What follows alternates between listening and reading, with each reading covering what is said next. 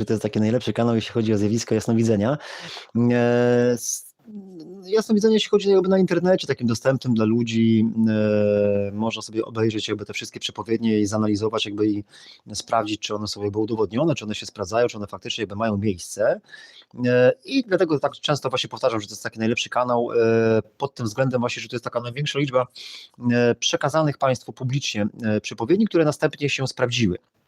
Są różne rodzaje przepowiedni, są przepowiednie właśnie dotyczące załóżmy wydarzeń gospodarczych, tutaj na kanale kiedyś w Polsce była taka znana przepowiednia, pewien znany człowiek właśnie mówił takie coś związanego z gospodarką i przepowiadała się z dokładnością mniej więcej w połowie danego miesiąca, że coś się wydarzy. Tutaj mieliśmy dwie takie przepowiednie z dokładnością co do jednego dnia, które następnie się wypełniły. Witam pierwszego widza, jeśli jest Pan zalogowany albo ktokolwiek z Was, kto wchodzi na kanał, to napiszcie, czy aby na pewno dobrze słychać. Rozumiem, że jak jest łapka w górę, to rozumiem, że słychać. Okej. O kurczę, teraz też nie wiem, czy działa czat. No dobra, to teraz nie wiem, czy działa czat, bo może nie działa. Kurczę, wiedziałem, że są te problemy. Dobra, jak ktoś może napisać na czacie, to niech napisze, chyba że to mi się wszystko zblokowało, bo miałem masę problemów technicznych. Myślałem, że audycja przejdzie gładko, ja już chciałem ją robić o 12 w dzień, ale cały czas jakieś telefony, jakieś różne sprawy i dopiero teraz mogłem do Was spokojnie przemówić. Wiem, że to jest chyba taka najgorsza pora, jeśli można do Państwa przemówić na live'ie, bo najczęściej ludzie robią live wieczorem, w nocy, tak, wtedy jest największa oglądalność, wtedy można najwięcej subskrybentów zdobyć. No, popołudnie to jest chyba najgorszy czas, ludzie wracają z pracy, z uczelni, ze szkół, chodzą na zakupy, to jest taki najgorszy czas, jeśli chodzi o live'a, ale ja po prostu robię to wtedy, po prostu kiedy mogę. Dzisiaj, drodzy Państwo, przepowiednia kosmiczna, dawna przepowiednia sprzed 3 lat, która oczywiście sprawdziła się niesamowicie z dokładnością co do jednego dnia. Dzisiaj dopowiemy sobie ten brakujący element, który właśnie nigdy Państwu jakby nie pokazałem, jakby go nie zanalizowałem. Zaraz się temu przyjrzymy, skończę tylko wątek właśnie, że są różne przepowiednie, tak? Są takie przepowiednie dotyczące właśnie zjawisk gospodarczych, jak właśnie tutaj mówiłem, że były takie dwie przepowiednie z dokładnością co do jednego dnia, jeśli chodzi właśnie o takie jakby krachy, jakieś takie załamania gospodarcze. Są też takie przepowiednie, właśnie wielu ludzi uznaje, że prawdziwy jasnowic musi przepowiadać, gdzieś pokazywać, jakby gdzie znajdują się osoby zaginione, więc tu również na kanale, po prostu jakoś wierząc w Pana Jezusa, przekazałem właśnie takie dwa najwyższe szczyty, jeśli chodzi o osiągnięcia polskich jasnowidzów, można tak brzydko śmiesznie powiedzieć, czyli właśnie Mount Everest i K2, jeśli chodzi o Himalaje polskiego jasnowidzenia, czyli właśnie takim Mount Everestem, najwyższym szczytem, jeśli chodzi właśnie w tej kategorii jasnowidzenia, czyli poszukiwania ludzi zaginionych, to są właśnie największe poszukiwania w historii Polski i właśnie tutaj na kanale Jasnowic Gdańska, Jasnowic Olaf udało się przekazać Państwu zawczasu takie właśnie wizje dotyczące właśnie, gdzie leżało ciało poszukiwanego dziecka w największych poszukiwaniach w historii Polski, to oczywiście się sprawdziło, jak również takim K2, takim zimowym szczytem właśnie Himalajów polskiego jasnowidzenia były właśnie największa obława właśnie w historii Polski, to się działo na Pomorzu właśnie tu, gdzie mieszkam, obława właśnie za panem Grzegorzem już świętej pamięci i to była największa obława w historii Polski, tak, tam jakby i policja, i wojsko, helikopter marynarki wojennej, helikopter policyjny, oczywiście tam wiadomo 1000 żołnierzy, policjantów, wszystko. Również ta wizja dotycząca tego, co się stało właśnie i gdzie potencjalnie znajduje się właśnie pan Grzegorz, jakby sprawdziło się. To był taki właśnie swoisty szczyt K2. No i są różne kategorie, po prostu zmierzam do tego, że są różne kategorie przepowiedni, tak? Są lokalizacje ludzi zaginionych, tak? Są właśnie takie gospodarcze, są jakieś polityczne, czy takie militarne, czy polityczne, to właśnie załóżmy tutaj udało się przekazać Państwu na przykład dzień wybuchu wojny na Ukrainie, też godzinę wprowadzenia stanu wojennego. Było parę takich różnych przepowiedni, już teraz zostawmy te szczegóły.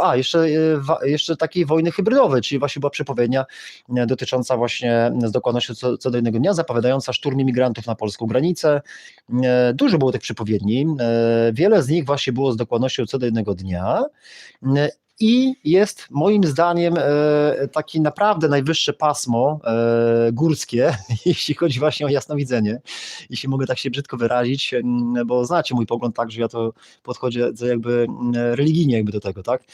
To najwyższe moim zdaniem pasmo górskie, jeśli chodzi o przepowiadanie, to nie jest wcale wskazywanie ludzi zaginionych, bo to wielu ludzi na całym świecie mniej lub bardziej gdzieś wskazywało, przekazywało swoje przeczucia, jakieś wskazania, one mniej lub bardziej się sprawdzały, tak, wtedy te wizje różnych ludzi są często kontrowersyjne, bo ktoś powie, że w jeziorku, obok jeziorka czy coś i to wtedy właśnie zwolennicy i sceptycy kłócą się, tak, i te rzeczy nie są takie ewidentne, jakby, tak, często można je zanegować, a wręcz czasem są nawet ściemnione, co Państwu pokazywałem na kanale, na różnych przykładach internetowych, jak ludzie po prostu jakby przekazywali przez internet jakby no nieprawdziwe rzeczy, wskazania, obwołując się właśnie, że coś wskazali, ale mniejsza z tym, zostawmy te rzeczy.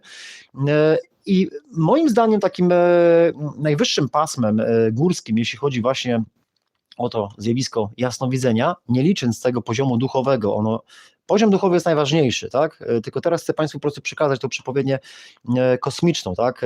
Z dokładnością co do jednego dnia plus minus tam ileś godzin, to takim najwyższym pasmem to właśnie nie są te rzeczy tutaj polityczne, gospodarcze, jakieś militarne, czy wszelkie maści tego typu przepowiednie, takie, które każdy z nas może gdzieś jakoś wywnioskować, jakoś przewidzieć lub futurystycznie sobie wyobrazić, ale są to przepowiednie właśnie kosmiczne. Właśnie te kosmiczne przepowiednie, których jakby nie jesteśmy w stanie sobie wymyśleć po prostu, przepraszam, bo wycierałem ręcznikiem buzię i jakoś musiałem się... Podrapałem sobie po prostu jakby chyba powieki troszkę i będę tak czasem chyba musiał już dotrwać do końca audycji, przepraszam. Bo się śpieszyłem jakby tak opóźnienie, w ogóle przepraszam bardzo za spóźnienie tego przekazu na żywo i tyle. Widzę, że tam jest 16 osób. Witam serdecznie. Jeśli ktoś z Państwa jest w stanie na czacie cokolwiek napisać, będę bardzo wdzięczny, bo mam takie obawy, że został wyłączony, ale jak został wyłączony, to już trudno, bo ja chyba go nie mogę teraz włączyć, zaraz sprawdzę. Zamknij oświetlenie, coś tam retusz, ukryj, coś tam obraz wycisz, obróć, to nie ma. A tutaj jak włączę, to będzie wyłączony. Czyli chyba czat na żywo jest wyłączony. O kurczę. No trudno się mówi. Dobra, to pojedziemy bez tego czatu. Możecie sprawdzić. Jeśli mogę Was prosić, napiszcie cokolwiek na czacie, to będę wdzięczny, ale wydaje mi się, że on się jakoś nie włączył i to są właśnie też wynik właśnie tych różnych problemów technicznych, z którymi się tutaj spotykałem.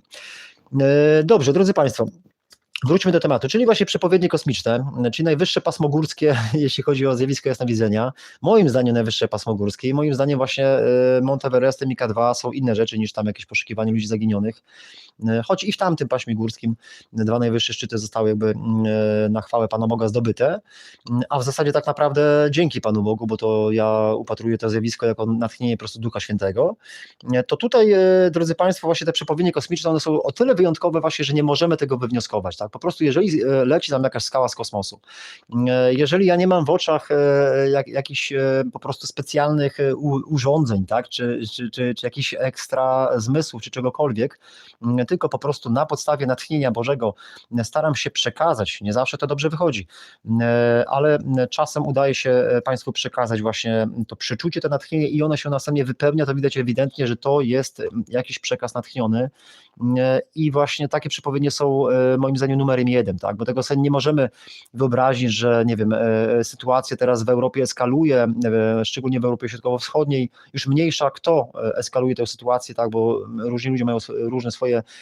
teorie i poglądy, ale widzimy, że po prostu eskaluje, obojętnie kto jest przyczyną jakby tej sytuacji, to możemy łatwo wywnioskować, tak, że co będzie następne, tak, że będą kolejne jakieś wydarzenia, tak, i to jest dość proste, tak, można powiedzieć, że w skali miesiąca coś się stanie, to jest takie logiczne myślenie, ale jeśli chodzi o wydarzenia kosmiczne, tak, jeżeli na przykład powiedzieć, że za 100 dni jakaś asteroida by na przykład, coś było z jakiegoś asteroidu, tak, to już są rzeczy wyjątkowe, unikatowe i teraz właśnie przedstawię Państwu taką unikatową przepowiednię, to jest znana przepowiednia, znacie ją, ale dopowiemy sobie jeden brakujący element, który nigdy nie został tu powiedziany.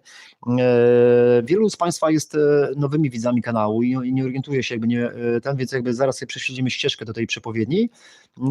Tam powstał szereg audycji, otworzymy sobie tylko jedną czy dwie z nich na chwilkę, tylko żeby sobie przypomnieć to przepowiednie i zaraz sobie ją zanalizujemy i zobaczymy właśnie ten jeden brakujący element, który zawsze chciałem Państwu pokazać, przekazać, ale gdzieś nigdy mi się to nie udało. Może przejdźmy od razu do rzeczy. Rozumiem, że nie piszecie nic na czacie, więc nieszczęśliwie ten czat się wyłączył. Wielka szkoda. Tu jeszcze spróbuję coś kliknąć na tym ekranie, ale nie działa to. Czyli ten czat jest wyłączony, nieszczęśliwy. To jest chyba nauczka, bo ja wolę gdzieś jakoś, jak Państwo uczestniczą, że widzę, że jesteście, że piszecie, niż tak mówię w taką pustkę, ale mówi się trudno. Zobaczmy właśnie na to, co... tu mi się wszystko poprzestawiało. Dobra, bo tu chodzi o to, że chyba muszę tak pokazywać ten kawałeczek tego paska na górze tutaj jako źródło tych różnych artykułów, które będę pokazywał, więc muszę troszkę to naprostować, żeby to było widoczne na ekranie. Dobrze. Dobrze, to jest mapa, drodzy Państwo, to zaraz musimy użyć tej mapy w konkretnym celu. To wszystko, co Państwu pokazuję, to oczywiście nie jest przypadek, tak? To po prostu ja to pokazuję po to, żeby każdy zdroworozsądkowy, logicznie myślący człowiek mógł sobie dojść do logicznych wniosków, tak? To nie są żadne bajki, to nie są żadne jakieś tam, nie wiem, fiku-miku czy żarty, to tak naprawdę są poważne przepowiednie, bo wiedzą Państwo, ja tak naprawdę nie kojarzę, całe życie gdzieś żyję tymi rzeczami, to nie kojarzę przepowiedni kosmicznej z dokładnością co do jednego dnia. Jeśli Państwo kojarzą, naprawdę chętnie umówi się na kawę, postawię kawę, czy kurczę, postawię stówę, czy cokolwiek, ale nie kojarzę naprawdę przepowiedni kosmicznych, które pokazują dany kraj, dane wydarzenie, dany kraj w danym czasie, tak? Bo to czasem ludzie właśnie mówią, że tam gdzieś ktoś powiedział, że spadnie asteroida, jakaś meteoryt, cokolwiek, ja to rozumiem, to setki tysiące osób na całym świecie mówią, ale nie znam, jeśli znacie, to właśnie pokażcie, bardzo proszę, gdzieś właśnie kto powiedział na przykład, że załóżmy Włochy, załóżmy 10-11 sierpień, Włochy, kurczę, bo ja muszę uważać, co ja mówię, bo czasem tak się bywa, że ja tak niechcący powiem, a potem się okaże, że znowu będzie 10-11 sierpień, Włochy i jakieś tam uderzenie, czarne uderzenie, ciemne uderzenie. Ale tak nie, tak mi się faktycznie teraz skojarzyło, ale to już chyba, że ktoś zapamięta, nie? Kiedyś mieliśmy takiego dobrego kolegę Pława, on czasem tak zapamiętywał, spisywał, potem się okazało, że mijał rok czasu, był sierpień taki, co ja powiedziałem, 10-11 sierpień, tak? Czarne uderzenie, zobaczymy. No i nic, i chodzi o to, że to jest dość w zasadzie niemożliwe, żeby jakieś takie kosmiczne rzeczy przepowiadać, a okazuje się, że to mieliśmy szansę obserwować na kanale. Co ciekawe, drodzy Państwo, to jest też jeden z najważniejszych filarów właśnie tego najwyższego pasma górskiego w jasnowidzeniu, jakim jest przepowiadanie wydarzeń kosmicznych. To jest ciekawe to, że tutaj niektórzy mówią, że to jest strzał, nie? Zaraz przyjrzymy się, zaraz sobie sami uznacie, czy to jest strzał, czy nie, czy to jest po prostu poczucie natchnione, to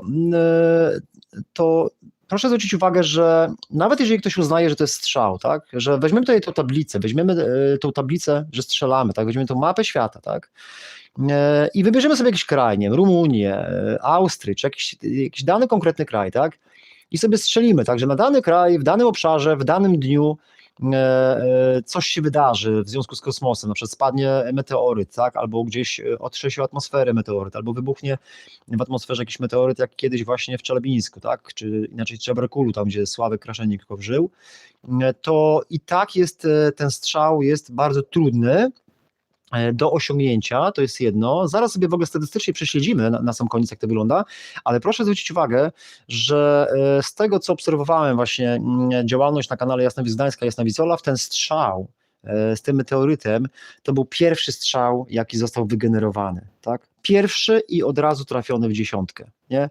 To nie jest tak, że ja sobie co drugi, trzeci dzień robię audycję, robię tam 20-30 wizji, w której obstawiam wiele różnych wydarzeń, minie 10 miesięcy, przez te 10 miesięcy będzie 40-50 audycji, w każdej po 20-30 wizji, to będzie około 500 czy tam kilkuset wizji i jedna się z nich sprawdzi i wtedy moi zwolennicy krzykną: o proszę bardzo, sprawdziło się, nie?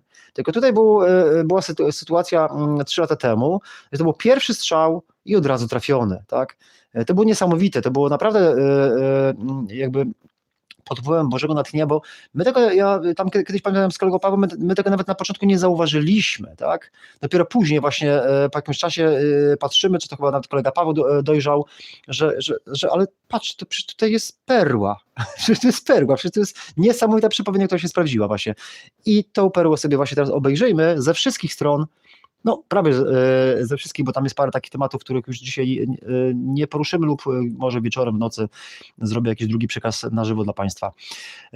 Dobrze, więc drodzy Państwo, spójrzmy od razu na tą przepowiednię, żeby sobie przypomnieć jakby, tak, tu mamy kanał Jasnowic Olaf, tak, to jest kanał, na którym się teraz znajdujecie. Jeżeli klikniecie sobie w ten link, który się wyświetla, tak, to jest odnośnik do właśnie kanału Jasnowic z Gdańska. Zaraz wyłączmy to. Ok, i tu mamy właśnie ten kanał Jasnowic Gdańska, sekundka, o tutaj, tak, mamy kanał Jasnowic Gdańska. Widzę, że są problemy, bo to widzicie, wszystko jest tak jakby łopatologicznie robione. No i no niestety nie chce mi tutaj, może przestawię raz tak, bo nie chce mi ostrości chwycić. No dobra, nieważne, ważne, że jest ten Jasnowic Gdańska, tam jak Państwo sobie przewiną te różne audycje, dochodzimy do takiego momentu, że jest szereg audycji kosmicznych, tak, kosmiczne zdarzenie, gdzieś tutaj właśnie, tam był na podstawie filmu Greenland, tu mamy dalej właśnie Anglia się posypie, Anglia tonie, czy Dzień Sądu, Studnia Czeluści, takie różne śmieszne, fajne audycje kosmiczne. One właśnie między innymi omawiają tą przepowiednię właśnie meteorytową, którą tutaj sobie zaraz poruszymy. Tutaj sobie zaraz może to włączymy sobie za chwilkę. I tam właśnie one poruszają przepowiednię, która została dana, drodzy Państwo, sekundka, bo to ja to mam jeszcze wziętą komórkę, specjalnie przygotowałem. Ona została dana 21 sierpnia i w południe i wieczorem jakby, tak? Są takie 2 SMS-y, które dotyczą tego samego zagadnienia. Dla tych, kto jest nowy na kanale, to przypomnę tylko, że po prostu jakby poczucia, które gdzieś czasem w wyniku modlitwy, czy jak przebywam w świątyni, czy po prostu gdzieś czasem to jest po prostu jakby w formie jakby snu proroczego, tak? Czy takie zwykłe poczucia, sekundkę, poprawię sobie tylko, bo ten, a nie, dobrze jest, to po prostu jakby, żeby je dokumentować, to je dokumentuję właśnie w formie SMS-ów, tak, czyli zapisuję sobie takie po prostu SMS-y w komórce. Często właśnie kiedyś jeszcze była taka strona i tam na stronie posty umieszczałem i też oczywiście ten kanał Jasnowic Gdańska powstał i też ten kanał Jasnowic Olaf i tam w formie filmów to publikuję i też w formie postów, na których pokazuję czy te SMS-y, czy po prostu piszę jakieś posty. Czasem nawet robiliśmy sobie audycje, że są takie nawet komentarze prorocze, to gdzieś chyba na kanale tego Krzyśka Woźniaka, chyba gdzieś tam jakieś takie pisałem komentarze, które okazały się prorocze właśnie, bo gdzieś mi poginęły te SMS-y, ale okazało się, że jeszcze przed wybuchem wojny na Ukrainie właśnie pisałem, jaki będzie przebieg wydarzeń i to się wypełniło oczywiście przed wydarzeniami, jeszcze przed najazdem Władimira w czwartkowym wjeździe Władimira na Ukrainę, to chyba tam w poniedziałek czy wtorek pisałem i to się wszystko ładnie sprawdziło. Więc czasem nawet w takiej formie można przekazać, w formie komentarza pod filmem, że coś jest takiego jakby natchnionego, proroczego, powiedzmy, tak. I tutaj właśnie specjalnie wziąłem do komórkę, może pokażę Państwu od razu ten SMS, który oczywiście dla kogoś, kto jest laikiem, może wydawać się śmieszny, ale jak ktoś nie grzeszy, rozumiem, w sensie, albo inaczej grzeszy chyba rozumiem, tak powiem powiedzieć, w sensie jakby zanalizuje to, skupi się na tym, to naprawdę to jest perła, naprawdę to jest skarb i on jest jakby za darmo przekazany. Ja to wiążę bezpośrednio jakby z natchnieniem Pana Boga i po to robię te audycje, tak, nie po to, żeby się ośmieszać, bo wiadomo, że dla wielu ludzi to mogą wydać się śmieszne, ale po to jakby, żeby pokazać jakby, że to dzięki Panu Bogu takie rzeczy się dzieją, tak. Ktoś może to kwestionować, tak, ktoś może sobie wierzyć w Hare Kryshnę czy inne, no to niech Hare Krishna pokaże właśnie przepowiednię meteorytową, tak. Przypomnę tylko, że tych przepowiedni jest 4 chyba aktualnie, większość z nich z dokładnością co do dni, jeśli nie co do godzin, tak. Ale te nieumówione jeszcze rozwiniemy, na razie załatwmy te stare, bo muszę te wszystkie stare zaległości jakby uporządkować, żeby móc iść dalej do kolejnych przepowiedni. Dobrze, i czasem też żywię taką nadzieję, że może ktoś dojrzy, tak, tą perełkę, ktoś dojrzy jakąś kolejną przepowiednię kosmiczną, na razie tak się nie stało. Mówi się trudno, to sam to obrobię i pokażę Państwu, że było opublikowane, wydarzyło się niesamowicie, nawet cały świat o tym huczał, ale żeby dojrzeć właśnie super poczucia, trzeba jednak trochę wysilić tą makówkę. Dobrze, spójrzmy właśnie na komórkę jakby jasnowidza tak zwanego. Tutaj, sekundkę, tutaj właściwie jest ta komórka i tutaj widzimy, drodzy Państwo, to jest w ogóle takie sny, są jakby tam, tu co tu jest? Tu jest jakiś tam 14 sierpnia, słuchając Fabiana Boszewskiego, poczucie, rząd światowy już jest, tylko go nie widzicie. 19 sierpnia to jest taki sen bez pytania, że jakieś pseudo-nabożeństwo z udziałem 2 kobiet prowadzących, to już zostawmy, to jest po prostu taki sen. Już tak dalej, kurczę. I tu są te 2 najważniejsze, kurczę, wiecie co, bo to ta komórka jest ekstremalnie ciężka, bo to jest taka pancerna komórka, w prezencie dostałem od jednego z widzów. I tutaj właśnie jest niedziela, 21 sierpnia, 2022 rok, tak, proszę się skupić, 2022 rok, to jest 3 lata temu, 21 sierpnia, tak, niedziela, godzina 12:37. Dziwne poczucie, Anglia już szykuje się, rząd coś wie, kosmiczne uderzenie, fale, zalanie, czy to symbol, czy dosłownie. I potem jest kontynuacja tej myśli, tego przeczucia, wieczorem już, o 22:23, też 21 sierpnia 22 roku w niedzielę i tam jest być może już 15-16 września się zacznie. To znaczy będziemy dostrzegać zbliżającą się falę. To będzie potężne, niepowstrzymane, ale do Polski jakoby nie dotrze. Nie wiem. Jakoby nie dotrze. To jest akurat istotne, ale to zaraz sobie może zanalizujemy. Chodzi o to, że czasem te słowa, one wydają się, że one są takie przypadkowe, ale czasem po długim czasie okazuje się, że one wcale nie są przypadkowe, tak? Że one tak naprawdę gdzieś jakoś intuicyjnie, jakoś pod wpływem natchnienia te słowa są właśnie specjalnie tam umieszczone właśnie w takiej konfiguracji, kolejności i w taki sposób jakby, tak? Ja to po prostu tak staram się naturalnie by Państwu przekazać, ale potem po czasie się okazuje właśnie, że one są naprawdę bardzo dobre, nie? Tu nie chodzi o to, że ja się chcę przechwalać jakby, tak? Tylko ja tak chcę jakby dostrzec jakby ten skarb. I dobrze, spójrzmy teraz właśnie dalej, na to, co tu Państwu przygotowałem. Proszę wybaczyć, ja tutaj długo się z tą parałem, z tymi problemami technicznymi już, zanim rozpocząłem ten przekaz na żywo, to już się naprawdę zmęczyłem, wiecie, już mi się go chciało, ale stwierdziłem, że już za daleko zaszedłem, czas wygospodarowałem, sekundkę tylko popiję.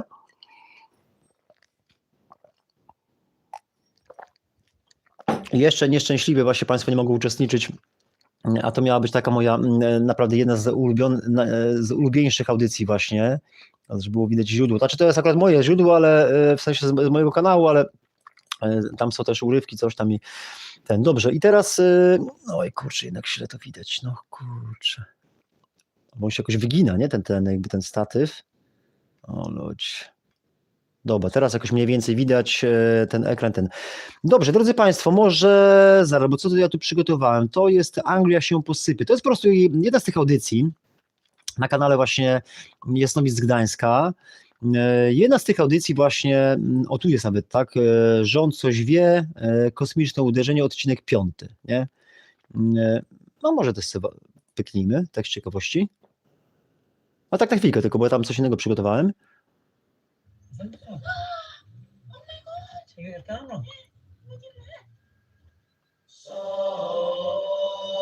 No.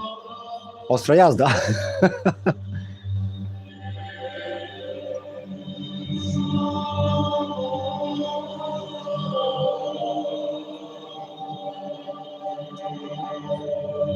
Bo to generalnie widać ten meteoryt jakby, tak? To widać ten meteoryt jakby, który w tym czasie właśnie spadł, przeleciał w zasadzie nad Wielką Brytanią. No tu po prostu muzyczkę widzę, że puściłem.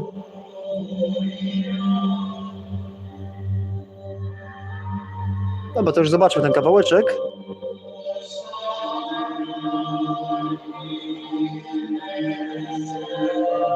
tutaj sekundka.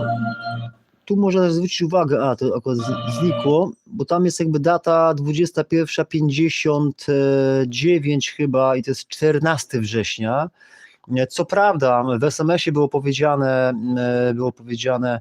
15-16, a nie 14, ale to jest blisko północy i prawie wchodzi właśnie w 15 września, ale zobaczymy jeszcze dalej, że to się jeszcze bardziej wypełnia, tylko to trzeba chwilę analizy.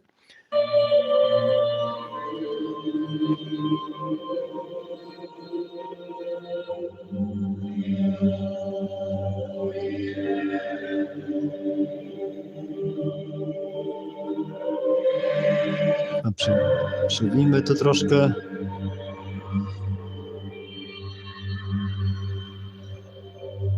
Niedziela, 21 sierpnia, Aha. 12:37, Jasnowiec z Gdańska. Dziwne poczucie. Anglia już się szykuje. Rząd coś wie. Kosmiczne uderzenie? Fale? Zalanie? Czy to symbol? Czy dosłownie? Ten sam dzień, niedziela, ale 22:23. Być może już 15-16 września zacznie się tak zwane, będziemy dostrzegać zbliżającą się falę. To będzie potężne, niepowstrzymane, ale do Polski jakoby nie dotrze. Nie wiem. Dzień dobry, witam Państwa bardzo serdecznie. No dobra, i to jest tam, już wyłączmy. To jest jakby jeden z tych filmów. Nawet w sumie fajnie to zrobiłem, fajne były te stare filmy. I tutaj od razu może wyjaśnię z tym, to będzie potężne, niepowstrzymane, ale do Polski jakoby nie dotrze. Może weźmy od razu na ruszt to ostatnie stwierdzenie tego SMS-a. To tutaj jakby słyszymy coś takiego, co pokazuje, co ja często tłumaczę w tych audycjach, że te poczucia, one czasem bywają takie, może to jest złe słowo, że egzaltowane, tak, ale takie, wiecie, jak w snach czasem, tak, coś się wydaje takie bardzo mega, tak, a potem się okazuje, że to jest wcale nie chodzi o jakąś taką ważną rzecz. Ja mam na myśli tutaj sny prorocze, tak, nie jakieś zwykłe sny, tylko jakieś konkretne, zapowiadające jakieś wydarzenia w przyszłości, tak. I często posługuję się takim przykładem, tak, że setkom tysięcy osób pewnie codziennie się śni jakiś wybuch wulkanu, tak, i czasem właśnie komuś się przyśni, że właśnie w środę czy piątek wybuchnie wulkan o 19, tak, a potem się okazuje, że chłop wraca z pracy i to w środę czy w piątek o 19 wybucha, ale to nie wulkan, tylko jego żona wybucha i ona się okazuje być tym wulkanem właśnie i tak. Więc jakby to mam tutaj na myśli, tak, i tak jest właśnie też jakby z tymi rzeczami, że jakby często jest jakby trudno jest oddzielić jakby te wrażenia, które też sprawdzają się, tak, ale skala jest inna, tak. Ja tymczasem też posługiwałem się takim z życia wziętym przykładem, jak na przykład znany taki człowiek z tej branży, Krzysztof Jackowski, właśnie wielokrotnie zapowiadał kiedyś właśnie, że czerwiec danego roku będzie bardzo krwawy, będą zamachy i różne rzeczy złe będą się działy i ulice spłyną krwią, a okazało się, że nic takiego nie miało miejsca w ogóle przez te ileś miesięcy tam wokół tego czerwca, ale wtedy stół operacyjny spłynął krwią właśnie, bo wtedy Krzysztof miał operację, tak? Czyli to przeczucie się sprawdziło, ale tylko w wąskim, indywidualnym zakresie, tak? A wizja była potężna, tak? Takie potężne, niepowstrzymane, jakieś zamachy, tak? A potem się okazało, że nie, że to chodzi tylko o niego, tak? I tak samo tutaj jakby, tak? Że to jest tak wyrażone w tym SMS-ie, że to będzie potężne, niepowstrzymane, ale do Polski jakoby nie dotrze. To jest ważne stwierdzenie, jakoby, to jest nawet fajne, że tutaj wziąłem w cudzysłów, bo tam będziemy sobie analizować właśnie potencjalną falę tsunami, która by ewentualnie, potencjalnie powstała, gdyby właśnie meteoryt upadł tam, gdzie spadł, ale byłby większy. I prześledzimy sobie właśnie, co to oznacza, bo tutaj generalnie nakładają się dwa zjawiska. Tak? To jest zjawisko dotyczące upadku meteorytu z kosmosu, ale też zjawisko gospodarcze, tak? Bo tam jest jakby, tutaj to jest taka fajna kompozytowa przepowiednia, bo ona zawiera nie tylko zapowiedź jakby uderzenia kosmicznego na Wielką Brytanię w tamtym czasie, ale też zawiera w sobie zapowiedź jakby upadku, może nie monarchii, ale gdzieś jakby też w tamtym czasie umarła królowa Elżbieta, dokładnie na 7 biblijnych dni przed upadkiem tego meteorytu. I też jakby poleciała tragicznie gospodarka Wielkiej Brytanii. Więc ten SMS widać, że on jakby na różnych polach jakby zahacza właśnie to, co ma się dziać jakby w tej Wielkiej Brytanii w tym czasie, ale najbardziej właśnie jakby tą wyobraźnię jakby pobudzała ta fraza, że będzie kosmiczne uderzenie, które właśnie spełniło się w formie upadku tego meteorytu, tak? Dobrze, zobaczmy może tutaj ten drugi, to już wyłączmy, żeby nam nie blokowało komputera. Posłuchajmy chwilkę tutaj innego filmu, on trwa dosłownie 2 minuty i tam jest też przedstawione przeczucie takie gospodarcze właśnie, tam się pojawiło takie przeczucie właśnie, że Anglia się posypie, to jest nawet w tytule, sekundkę może przewinę, tu jest nawet tytuł, Anglia się posypie, przepraszam, oj, znowu nie chwyta ostrości, no właśnie, to jest to, sekundkę, trzeba wyzerować jeszcze raz, o jest, Anglia się posypie, spełniona przepowiednia w 3 tygodnie, tak, uderzenie kosmiczne, bo to ważne jest to, że ten meteoryt był zapowiedziany 20 bodajże, który to był, 21 chyba sierpnia, tak, 21 sierpnia, sekundkę, spojrzę na tą komórkę, tak, 21 sierpnia, tak, czyli to było mniej więcej około 3 tygodnie do połowy września, kiedy ta przepowiednia się sprawdziła. Posłuchajmy tutaj tę minutkę, 2.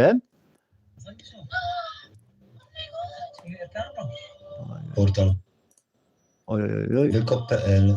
Jak Liz Truss utopiła brytyjską gospodarkę w niecały miesiąc.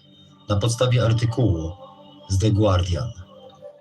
Rzeź na rynku obligacji skarbowych, krach waluty, fundusze emerytalne na krawędzi niewypłacalności, banki wycofują kredyty hipoteczne z oferty i ostrzeżenie Międzynarodowego Funduszu Walutowego oraz agencji Moody's. Nowa premier Wielkiej Brytanii, Liz Truss, sprawuje urząd od niespełna miesiąca, ale już się pogrążyła i są głosy, że musi być usunięta. No i taka dziwna koincydencja, bo dokładnie jest taki artykuł na Polsacie News, kula ognia nad Wyspami Brytyjskimi. Dziwnie, bo to też przed pogrzebem. To właśnie kolega Paweł, my wtedy dużo wspólnych audycji nagrywaliśmy, to właśnie on w zasadzie odkrył tą przepowiednię z tym meteorytem, jakby nie zauważył, że te SMS-y się po prostu sprawdziły, nie? Dziwnie przed pogrzebem Elżbiety Królowej, ale kula nad ognia Wyspami Brytyjskimi była widoczna i to w nawiązaniu do lata w filmiku tam, który był robiony tak samo. Paweł, poczekaj. Przerwę ci na chwilę, bo przypomniało mi się, słuchaj, ja to powiem od razu na antenie, słuchaj, bo przypomniało mi się, że wczoraj czy przedwczoraj, bo ja w ogóle się nie interesuję żadną królową, nie? To w ogóle mnie żadna tam królowa brytyjska nie interesuje, ale wiem, że jakiś flash widziałem z pogrzebu i poczułem takie coś, ale nie zapisałem tego SMS-a, bo wiecie, jakby w ferworze dnia, w ferworze pracy po prostu nie ma takiej możliwości, ale gdzieś jakiś flash mi poleciał tego pogrzebu i ja od razu sobie pomyślałem, no to teraz Wielka Brytania się posypie. Takie coś poczułem, nie? Że Takie słowa, Wielka Brytania się posypie? Tak, że teraz Anglia albo Wielka Brytania się posypie, że teraz będzie taka równia pochyła w dół jakby, nie? Takie coś poczułem. I sobie pomyślałem, no to teraz Wielka Brytania się posypie. Takie coś poczułem, nie? Że Takie słowa, Wielka Brytania się posypie? Tak, że teraz Anglia albo Wielka Brytania się posypie, że teraz będzie taka równia pochyła w dół jakby, nie? Takie coś poczułem. Dobra, to już zostawmy. I znaczy to jest akurat fajne, bo to się potem pięknie sprawdziło i weszły też inne przeczucia dotyczące tego posypania się Anglii, bo tam była taka wizja, jedna z tych, co człowiek jest jakby uniesiony bardzo wysoko i z dużej wysokości widzi coś i właśnie tam też było takie uniesienie i było z dużej wysokości, była taka wizja właśnie dotycząca właśnie, że Anglia płonie, tak, i w wielu różnych punktach, w kilkudziesięciu punktach właśnie jakieś takie protesty, coś takiego, to się chyba potem rok później sprawdziło, tak, a w zasadzie nawet podwójnie się sprawdziło, to jeszcze o tym pogadamy, bo to będzie związane właśnie też z Donaldem Trumpem i z tym, co się teraz dzieje w Wielkiej Brytanii, z tą wizytą, ale to chyba zrobimy osobną audycję, żeby już tego nie mieszać, meteorytu z tym wszystkim. Żeby po prostu nie mieszać przepowiedni sprzed 3 lat jakby z tym, co jest teraz. Jakby choć to jest połączone, bo teraz będzie dopięcie klamry, nawet powstało przeczucie, które to potwierdza, ale to chyba osobno pogadamy, żeby za długo po prostu nie gaworzyć jakby na te wszystkie tematy. Dobrze.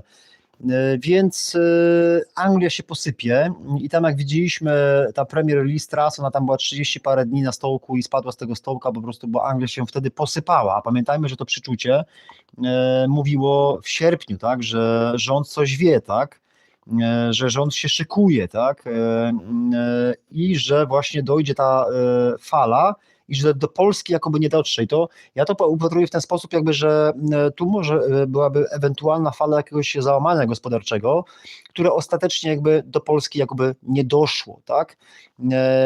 I też pamiętajmy, że to jest przepowiednia kompozytowa, więc ona zawiera w sobie nie tylko poczucia gospodarcze, tak, i te wydarzenia, które dotyczyły właśnie Liz Truss i upadku tego rządu i tej zapaści gospodarczej, ale też upadku tego meteorytu jakby, tak, czyli właśnie to dotyczy się jakby zjawisk gospodarczych, które jakąś falą by ewentualnie doszły do Polski, tak samo jak też gdyby meteoryt, który tam upadł nad Wielką Brytanią był o wiele większy, upadłby w Atlantyk, tak, to by wzbudził falę tsunami, która by po jakimś czasie doszła do Polski, no ale doszłaby lub nie doszła, bo tutaj są cieśniny duńskie, które mogłyby tą falę tsunami ewentualnie jakby tak stłamsić, jakby, tak, więc jakby często w tych przepowiedniach właśnie im lepsze przepowiednia, to ona może nawet w jednym zdaniu jakby zawrzeć w sobie kilka takich przekazów jakby, tak, czyli może być fala gospodarcza, fala właśnie tsunami wywołana upadkiem meteorytu i fala jakaś bolidowa, tak, jak w sensie w marcu 2020 roku, tak, są różne fale,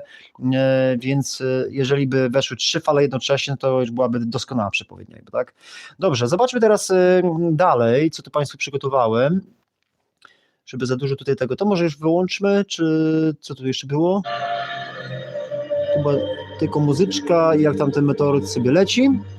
Czyli to jest generalnie ten meteoryt, ten, który widzicie Państwo właśnie na ekranie, to jest ten meteoryt, który właśnie był jakby przepowiedziany z dokładnością co do jednego dnia. Może spójrzmy jeszcze raz właśnie, bo tutaj widzimy, może to na początku pokazać jakby, tak, bo to pewnie mało kto dotrze do tej części audycji, ale w skrócie, to teraz pokażę tylko w skrócie, tak, że kula ognia rozświetliła niebo, spektakularne zjawisko nad Wielką Brytanią, tak, i przypomnijmy sobie, tak, że mamy 21 sierpnia, dziwne poczucie, Anglia już się szykuje, no to ona się szykowała być może na kryzys, być może właśnie na śmierć królowej i być może właśnie na wydarzenie kosmiczne, ale to raczej chyba oni nie mogli wiedzieć, że jakaś kula ognia będzie, to raczej było niespodziewane kosmiczne zjawisko, ale tak czy inaczej to może być też taki zaczątek, że w przyszłości mogą być jakieś zjawiska kosmiczne.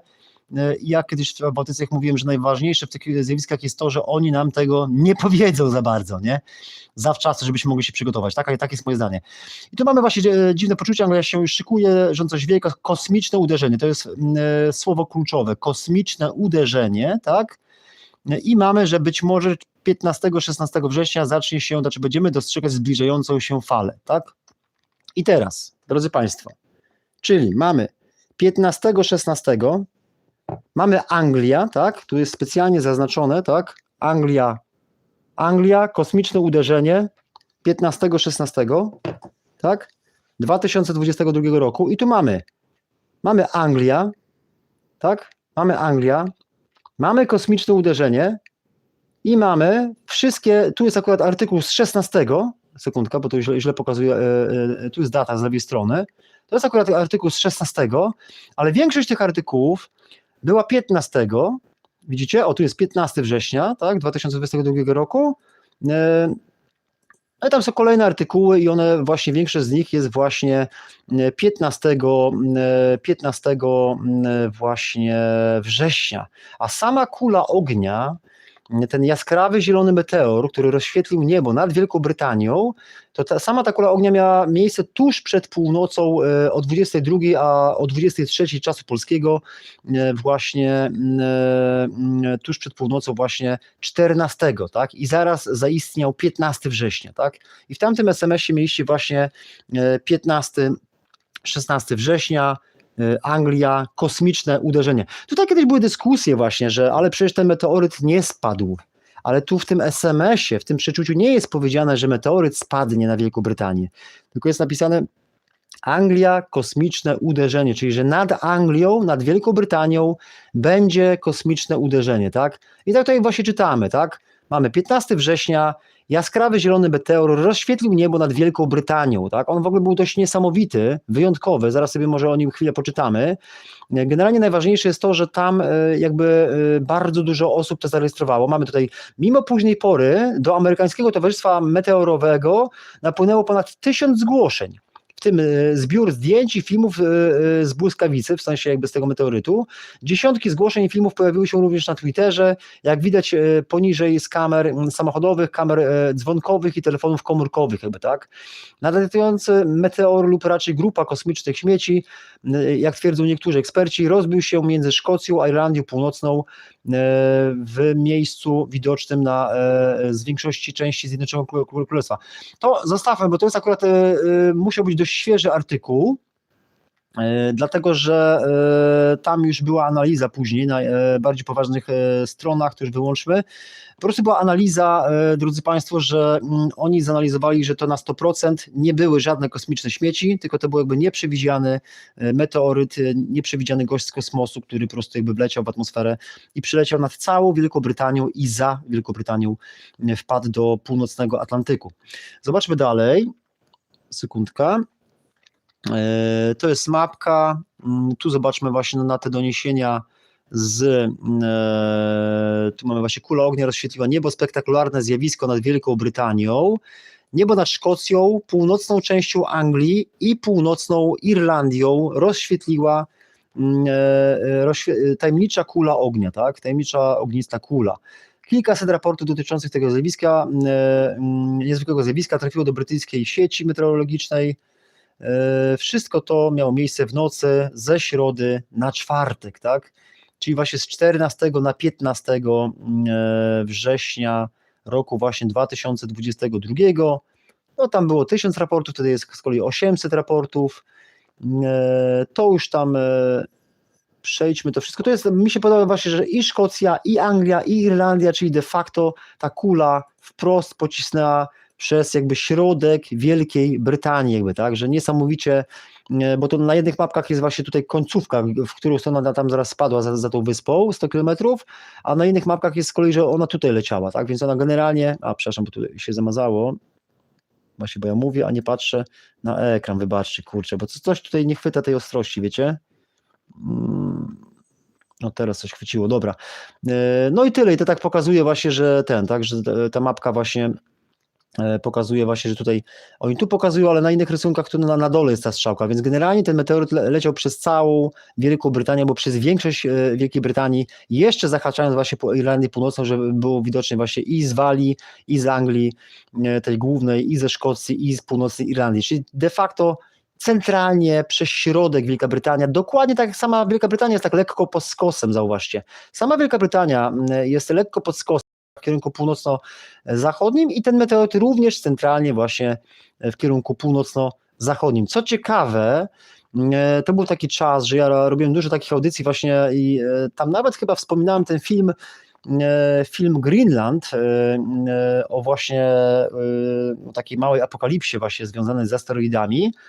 I tutaj też jest ciekawe, że ten meteoryt, ta przepowiednia pierwsza taka meteorytowa z dokładnością co do jednego dnia, ona również jakby tak wskazuje Grenlandię. Jak tak spojrzymy sobie na mapę, tą trajektorię lotu, ona również wskazuje właśnie na Grenlandię. Jakby. To taki ciekawy zbieg okoliczności, jakby chciałem zaznaczyć. Jakby, nie? Dobrze, idźmy dalej. Może wyłączmy już to. Aha, bo tu jeszcze jakieś nagrania są, to może zobaczmy, co tu jest. Może w sumie włączmy, jak to wygląda.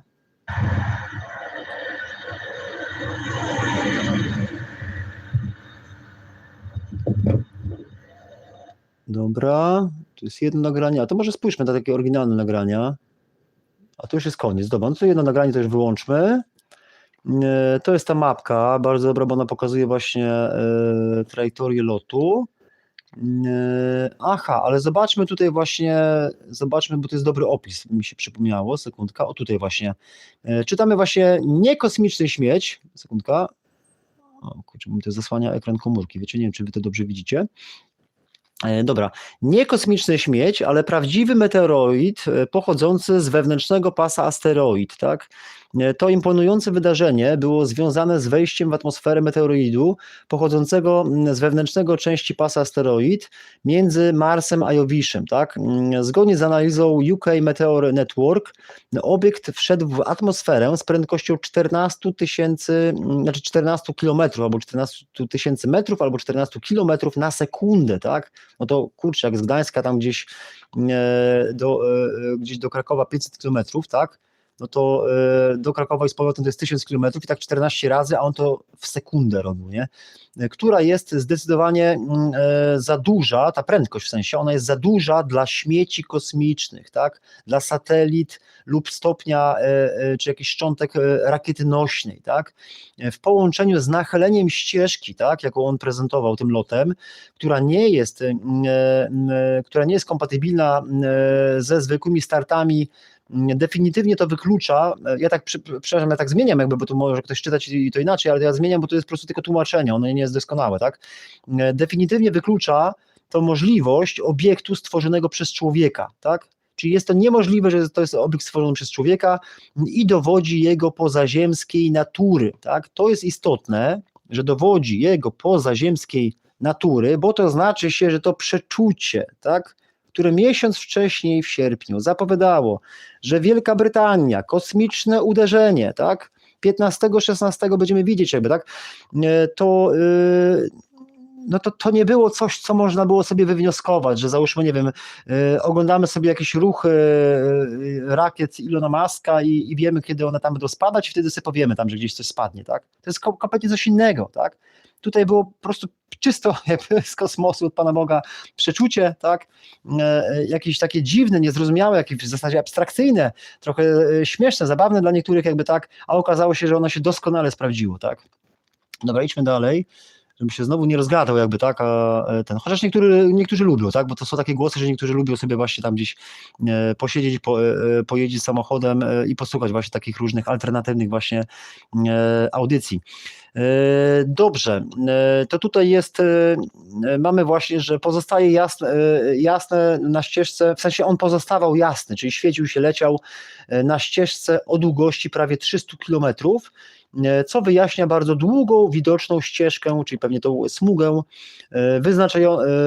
zaczynającą się nad Walią, przybiegającą na północny zachód, przechodzącą nad Belfastem i kończącą się nad Irlandią Północną. Tak? Czas zdarzenia przekroczył 20 sekund. Potencjalne meteoryty niestety spadły do Oceanu Atlantyckiego około 50 do 100 kilometrów na zachód od wyspy Islay. I teraz może, drodzy Państwo, spójrzmy sobie na mapę, żebyśmy sobie, sekundka, tutaj jest widok z góry, albo to jest z Układu Słonecznego, gdzie on pochodził, tu jest ta trajektoria lotu właśnie, tak, bo tu pokazywali, w tą stronę była strzałka, tutaj z kolei właśnie, że od Walii był widoczny, gdzie indziej widziałem, że on już tutaj był widoczny, tak, więc to pewnie jeszcze był ten czas analiz, jakby co nie analizowali właśnie, jak to się dzieje, gdzie, tu też są jakieś nagrania, może spójrzmy, albo to za chwilkę, spójrzmy najpierw na mapę, żebyśmy zobaczyli tą wyspę Islay i on spadł właśnie 100 kilometrów na zachód od wyspy Islay i to jest ta wyspa, drodzy Państwo, tu widzicie, to jest właśnie Islay Island, tak, to jest ta wyspa, czyli teraz jakby, może cofnijmy troszkę, nie wiem, czy Państwo widzą jakby tą podziałkę, no 100 kilometrów to jest mniej więcej taka odległość, taka jak ten napis Szkocja, to jest mniej więcej odległość 100 kilometrów, więc jakby tu na zachód od tej wyspy, a on gdzieś tutaj właśnie wpadł w kierunku tych takich tutaj właśnie jakichś podwodnych wysp, powiedzmy, tak, czyli właśnie do północnego Atlantyku, tak, tutaj ten meteoryt spadł. Dobrze, i teraz zobaczmy, spójrzmy, może zerknijmy sobie na te parę nagrań, może coś ciekawego zobaczymy. A właśnie, rację, zapomniałem powiedzieć właśnie, że to było też wyjątkowe, to tu słychać właśnie, wiedziałem, że to będzie coś ciekawego, że oni tutaj zarejestrowali, że jakby wrażenie było może nie, że miał napęd, tak, ale że wydawał dźwięk, bo wielu ludzi donosiło właśnie takie relacje, składało w Wielkiej Brytanii właśnie, że było słychać dźwięk, więc oni się przestraszyli, może jakaś rakieta, czy jakieś kurcze bombardowanie z kosmosu, tak, czy właśnie że jakiś napęd, a nie, to było naturalne zjawisko, tylko no wchodząc z wielką prędkością w atmosferę, to po prostu jakby tak wytwarzało dźwięk po prostu przelatując przez atmosferę Ziemi, jakby tak. Dobra, spójrzmy może na to nagranie, bo to w zasadzie fajne jest, że no szkoda, że tego czatu nie ma, że on nie działa. Dobra, puśćmy sobie to nagranie od początku, może to jest 20 sekund. Really shit. Fucking video, baby. Piece of shit camera. Really shit.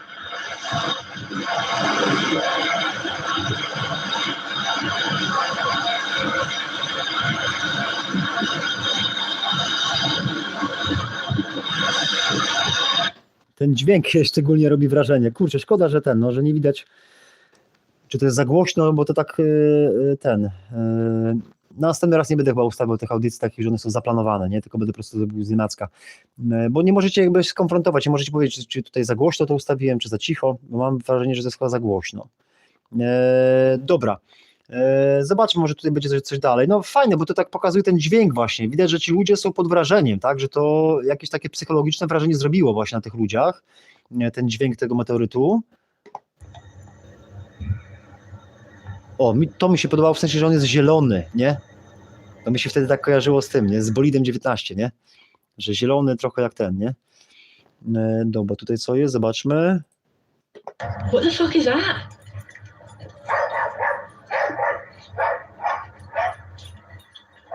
Baby, you getting? No tak, widać, że ci ludzie są naprawdę pod wrażeniem, że to zrobiło duże wrażenie na tych ludziach jakby, nie? Dobra, to już zostawmy, czyli generalnie, no nie, no w sumie nawet fajne te filmiki. I to pamiętajmy, że to jest meteoryt przewidziany, przepowiedziany jakby dokładnie w SMS-ie na miesiąc wcześniej, tak?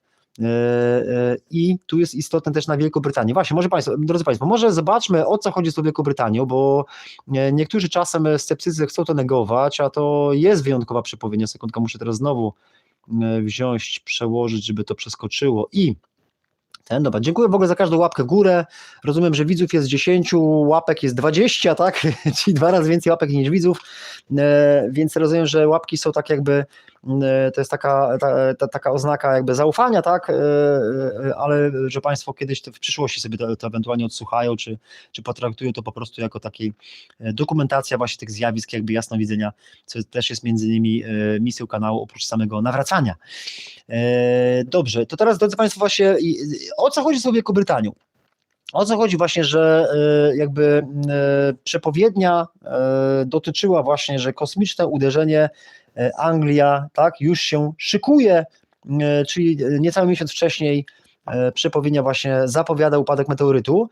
Chodzi o to, drodzy Państwo, że jak spojrzymy na mapę i oddalimy ją na maksa, tak, do samego końca, to zobaczymy, że ta Wielka Brytania, ona tak naprawdę w skali całego świata jest niewielka, a wręcz jest mała. Polska ma ponad 300 000 km². Anglia ma, czy Wielka Brytania ma 200, niecałe 50 000 km². Może spójrzmy tutaj, jakby nawet przygotowałem, a jest, proszę bardzo, tutaj przygotowałem, widzą Państwo właśnie, tutaj właśnie jest z Wikipedii, mamy właśnie Anglię, tu nam się wyświetla ta powierzchnia, czyli właśnie Anglia, Walia, Szkocja, Irlandia Północna, to wszystko razem wzięte ma powierzchnię tutaj 243, przepraszam, znowu ta ostrość, wcześniej to działało dobrze, a teraz jakby widzę, że muszę za każdym razem to przestawiać, 200, no dobra, to proszę nie zwracać uwagę, ważny jest jakby przekaz, już ta ostrość będzie się dała, trudno, bo to będzie za długo trwało. 243 000 kilometrów ma powierzchnię Wielka Brytania, tak? 243 000, jak zobaczymy sobie na powierzchnię Polski, to jest 300 000, a jak spojrzymy sobie na powierzchnię całej planety Ziemia, tak? Tutaj mamy całą planetę Ziemia, nie no, wyjątkowo irytujące jest właśnie, że nie widzimy tej ostrości, kurczę, jak to jest, może to jakoś przestawię to wszystko? O, może tak będzie lepiej. O, proszę bardzo. Może w taki sposób, kurczę. Może ja w ogóle źle robiłem. Może w ogóle te filmiki by lepiej szły, co? Chyba lepiej tak, dobra. Mniejsza z tym. Więc widzimy, że cała Ziemia, tak? Cała Ziemia ma 510 milionów 100 tysięcy kilometrów kwadratowych. To jest powierzchnia całej planety Ziemia. Więc teraz powinniśmy, drodzy Państwo, z tych 510 milionów 100 tysięcy kilometrów kwadratowych podzielić to przez Wielkobrytanię, tak? Która ma 243 tysiące kilometrów kwadratowych. Zobaczmy, drodzy Państwo, może ja wezmę na tej komórce, tutaj ustawimy sobie tak, żeby sobie taką dozę prawdopodobieństwa sprawdzić. No to może zaraz tak, to nie, bo będzie lustrzane odbicie, więc musimy chyba tak zrobić. Więc tutaj mamy 510, musimy wpisać właśnie 500, gdzie to się wyświetla tutaj, 510 i 100 tysięcy, tak, 510 i 100 tysięcy, podzielone, gdzie tu jest, a tu jest, podzielone, tak, podzielone przez, no zaokrąglimy w górę 250, tak, tysięcy, tak, 250 tysięcy, widzicie? 510 i 100 tysięcy przez 250 tysięcy kilometrów kwadratowych, to się równa, drodzy Państwo, to się równa 2040, tak, czyli jeżeli chodzi o samą Wielką Brytanię, jeżeli spojrzymy na mapę świata, to Wielka Brytania, tutaj Wielka Brytania zajmuje obszar, to jest 1 do 2000, czyli 2000 Wielkich Brytanii by się znalazło tu na Grenlandii, w Kanadzie, tak, niektóre stany te kanadyjskie są większe niż Wielka Brytania. Już nawet nie wyobrażam ile w Rosji, tak.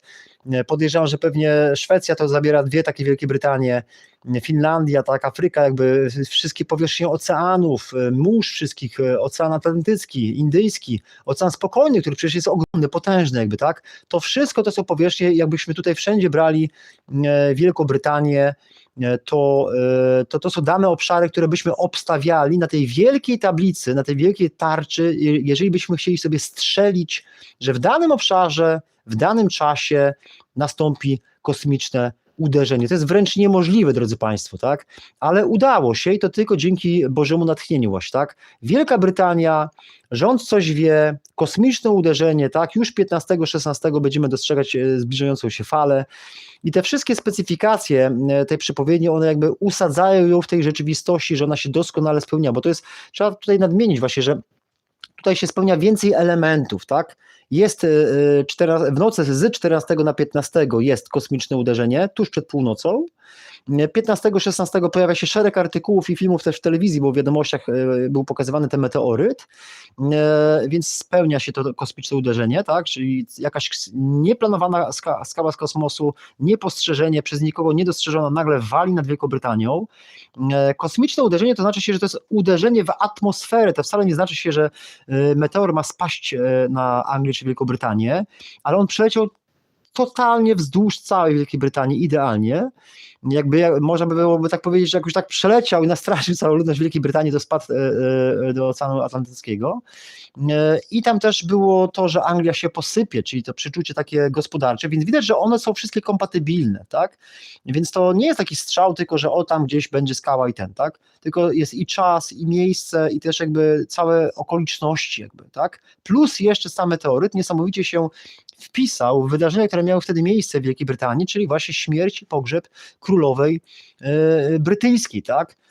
Tutaj widzimy, nie, to jest sama Wielka Brytania, to jest powierzchnia świata, a to nie, bo to chyba już tego nie pokazałem, sekundka,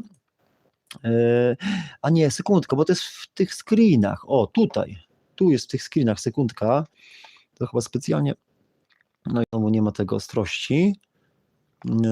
Tutaj jest właśnie, to jest taka fajna właśnie mapka Wielkiej Brytanii, mi się po prostu spodobała, więc jakby chciałem wam tak po prostu pokazać, bo mi się po prostu spodobała. Taka po prostu pokazująca jakby w inny sposób jakby, tak, i tutaj właśnie ten meteoryt zasuwał właśnie między tymi górami, trochę jak kurczę myśliwiec jakby, nie? Dobra, i zobaczmy dalej, o tu jest dość ważne, zbliżmy tylko może w taki sposób i tutaj widzimy właśnie śmierć, pogrzeb Elżbiety II, tak, królowa Wielkiej Brytanii 52-2022 i jej ceremonia pogrzebowa. I tu mamy właśnie śmierć i pogrzeb Elżbiety II, śmierć i ceremonia pogrzebowa królowej Elżbiety II z dynastii Windsorów. I tu mamy właśnie tam jakieś, to już zostawmy. Ważne są te daty dla nas, czyli że to miało miejsce 8 września roku 2022, to była śmierć, a 19 września 2022 roku był pogrzeb. I to jest niesamowite. 8 września, spójrzmy na kalendarz i tutaj widzimy, jak się zbliżymy, o, taka właśnie ostrość by się teraz akurat przydała. Wtedy, kiedy by się przydała, to wtedy jej nie ma właśnie. No chodzi mi o to właśnie, że po prostu, no chyba przy wcześniejszych audycjach też był problem z tą ostrością. No tu jest 8.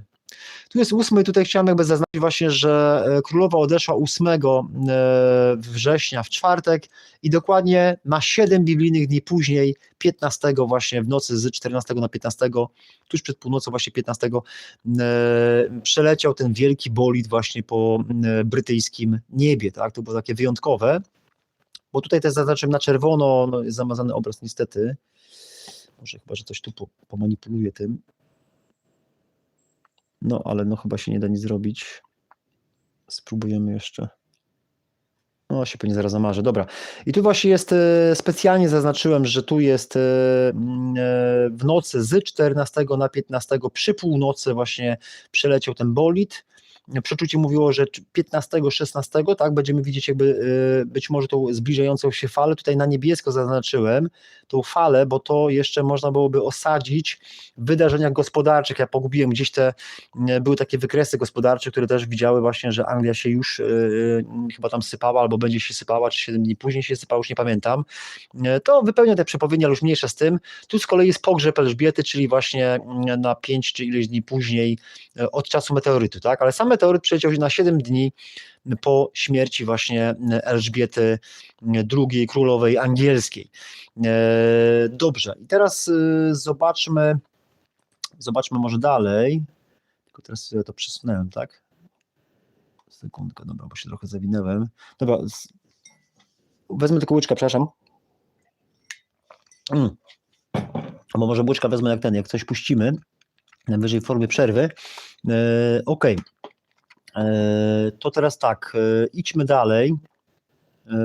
Weźmy najważniejsze rzeczy i kończmy tę audycję właśnie, żeby też za długo to nie trwało. Czyli teraz tak, powierzchnia, czyli powierzchnia, sekundka, bo jeszcze z powierzchnią chciałem jakby, żeby tak jakby nie nakręcać tego bardziej, czyli prawdopodobieństwo nam wyszło, że to jest 2000 Wielkich Brytanii na całej Ziemi, tak?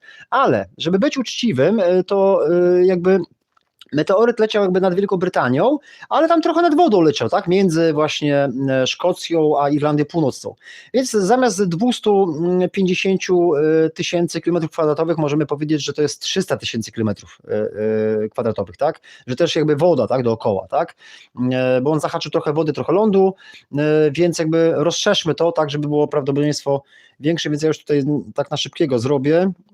To jest 510 1, 2, 0, 3, 0, raz, 2, 3, tak, to jest tutaj, tylko to będzie chyba lustrzane odbicie będzie, tak, lustrzane odbicie jest, no, dobra, no ale to jest ta liczba, tak, 510 milionów 100 tysięcy kilometrów kwadratowych dzielone przez 300 tysięcy, tak, tutaj widać, no zresztą każdy tak ma przecież kalkulator i to jest wtedy 1 do 1700, tak, 1 do 1700, czyli musimy sobie wyobrazić, tak, jeżeli ktoś by chciał wygenerować na logikę taką przepowiednię, to by musiał narysować sobie tablicę całej planety Ziemia, podzielić ją na 1700 obszarów, tak, i wtedy obstawić tylko jeden obszar, tak? Tylko jeden obszar, Anglia, rząd coś wie, się szykuje, bo meteoryt rozpoczął swój lot nad Anglią, nie nad Szkocją, nie nad Irlandią Północną, tylko nad Anglią, bo sam SMS mówi właśnie, bo ja też się nad tym zastanawiałem,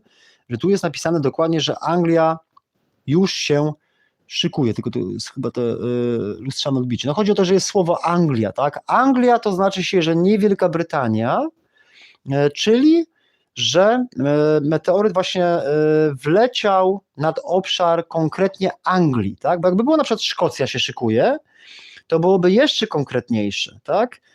I to by było, byśmy musieli wziąć tylko, i gdyby się okazało, że on wleciał nad Szkocję, to by się okazało, że nie będziemy brali 250 000 km² całej Anglii, całej Wielkiej Brytanii, czyli łącznie z Irlandią, Szkocją, Walią i Anglią, tylko samą Szkocję byśmy wzięli, tak? Która tam, nie wiem, pewnie ma z 50 000 km², tak? A tutaj jest Anglia i on wleciał w Anglię, tak? On nie wleciał w Irlandię Północną, on nie wleciał w Szkocję, on wleciał w Anglię. Potem jakby już leciał między Szkocją a Irlandią, jakby, że to też dotyczy też całego Imperium Brytyjskiego, tak? Nie sama Anglia, ale też całe Imperium Brytyjskie, bo ja postrzegam to dość symbolicznie, tak? On wleciał w Anglię, bo właśnie to jest królowa angielska, która jednocześnie jest królową Wielkiej Brytanii, całego imperium, tak? Bo to są też terytoria zamorskie, ale w serce, tak? Czyli w serce niedaleko Londynu właśnie ten meteoryt wleciał w atmosferę i posuwał się właśnie powoli, no powoli 14 000 metrów na sekundę, ale stosunkowo powoli, biorąc pod uwagę, że mogliśmy go obserwować przez ponad 20 sekund, tak? To było wyjątkowe wydarzenie i potem przeleciał i zatonął właśnie w północnym Atlantyku, czyli de facto takim pierwszym akwenie Imperium Brytyjskiego, co moim zdaniem jest prorocze i co moim zdaniem jakby zapowiada upadek tego wszystkiego. Nie? I to, że było poczucie właśnie, że teraz Anglia się posypie, to nie jest, że Liz Truss odejdzie. Liz Truss odeszła, w 30 dni zniszczyła gospodarkę Wielkiej Brytanii, ale ja myślę, że ten proces będzie jeszcze postępował i ostatecznie to się jeszcze, kto wie, czy nawet prawdziwymi falami tsunami się nie zaleje, tak? Tylko niekoniecznie w wyniku meteorytu, tak, może tej skrzyneczki, którą zapowiadał Irlmajer, tak, ale to już jest właśnie początek tych wydarzeń. Ja wiem, że to tak enigmatycznie zabrzmi, ja to jakoś staram się ubierać w słowa, żeby tak jakby gdzieś nie zrobić się śmiewiska, jednocześnie Państwu jakby tak jakoś przekazać jakby te niesamowite przepowiednie, tak. No moją jedyną obroną jest to właśnie oprócz wiary, to, że jeżeli ktoś dysponuje, jest w stanie pokazać, udowodnić jakby dokładniejsze przepowiednie kosmiczną, to nie wiem, no to 100 wydaje na miejscu, 200, 300, tak, bo tam jest nagroda, mogę pokazać, 1500 zł czeka, ale jak ktoś pokaże serię przepowiedni z dokładnością co do jednego dnia, tak, a tutaj te przepowiednie kosmiczne, kto wie, no może ktoś gdzieś kiedyś jakąś taką przepowiednię kosmiczną dał, tak, ale z tego, co się orientuję, nie widziałem, żeby była jakaś taka z dokładnością co do jednego dnia, nie? Dobra, ale mniejsza z tym, bo wiecie, ja tak czasem się wstydzę po prostu tak, że jakoś tu się kompromituję, tak, jakoś tam siara, ale wiocha, haha, co tam, nie? Ale widzę, że to jest unikat, tak? Widzę, że nie wiem, no, ilu jest policjantów w Polsce? 100 000 żołnierzy, 200 000, jakichś tam wróżek różnych jest chyba też ze 100 000, tak? I setki tych tysięcy, jeżeli widzę jakiś unikat, jakąś perłę, tak? No to albo mogę milczeć, albo mogę ją pokazać, tak? Jeżeli całe życie czytam te książki i nie widzę nigdzie przepowiedni kosmicznej z dokładnością co do jednego dnia, to widzę, że to jest perła, że trzeba ją przekazać, jakby tak pokazać. I tutaj też jestem wdzięczny koledze Pawłowi, który właśnie też jako pierwszy ją odkrył, więc jakby zawsze co dwie głowy to nie jedna, nie? Dobra, i teraz jakby co tu jeszcze jest?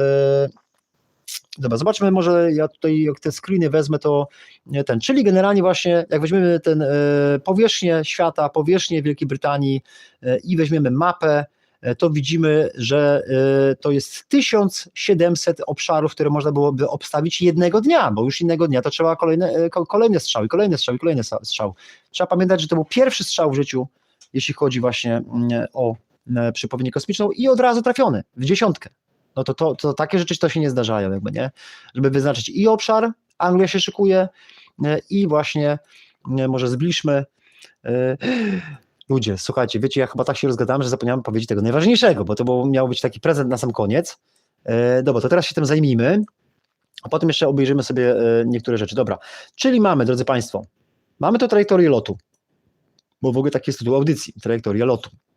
I to jest to coś, co ja nie dopowiedziałem 3 lata temu i potem jak sobie analizowaliśmy to całe przepowiednie. Tu mamy różne mapki, tu widzimy właśnie te trajektorie lotu. Tak, tu widzimy właśnie, tu jest strzałka na przykład trochę niżej, w Anglii tam niedaleko Cornwalli widzę jeszcze przed Walią spada, tu jest troszkę dalej, tutaj jest z kolei w środku jest Wielkiej Brytanii, to ja chyba nawet powiększyłem tą mapkę, zobaczmy zaraz, może to wyłączmy, żeby nie było aż tyle okien, o tu jest ta mapka fajnie powiększona, więc widzimy właśnie, że on tu wpada właśnie, no bo mówię, na innych tutaj on wpadał wcześniej, nie? Gdzieś na wysokości Cornwalli, między Londynem a Cornwallią, bo to jest chyba Cornwallia, tak? Z lewej strony ten cypel. I tutaj właśnie leciał. I teraz do czego zmierzam, drodzy Państwo? Że patrząc, o tu właśnie widać, nie? Bo to jest Londyn, tu jest Londyn i tu jest właśnie nie?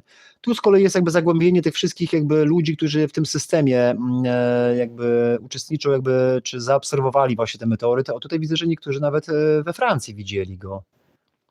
Aha, bo może go od tyłu, że on był bardzo wysoko, to oni go od tyłu jakby jak w tamtą stronę leciał, no to w sumie to też jest niewykluczone. Ale dobra, mniejsza z tym. Więc mamy tu trajektorię lotu. I drodzy Państwo, o co chodzi? Co tu jeszcze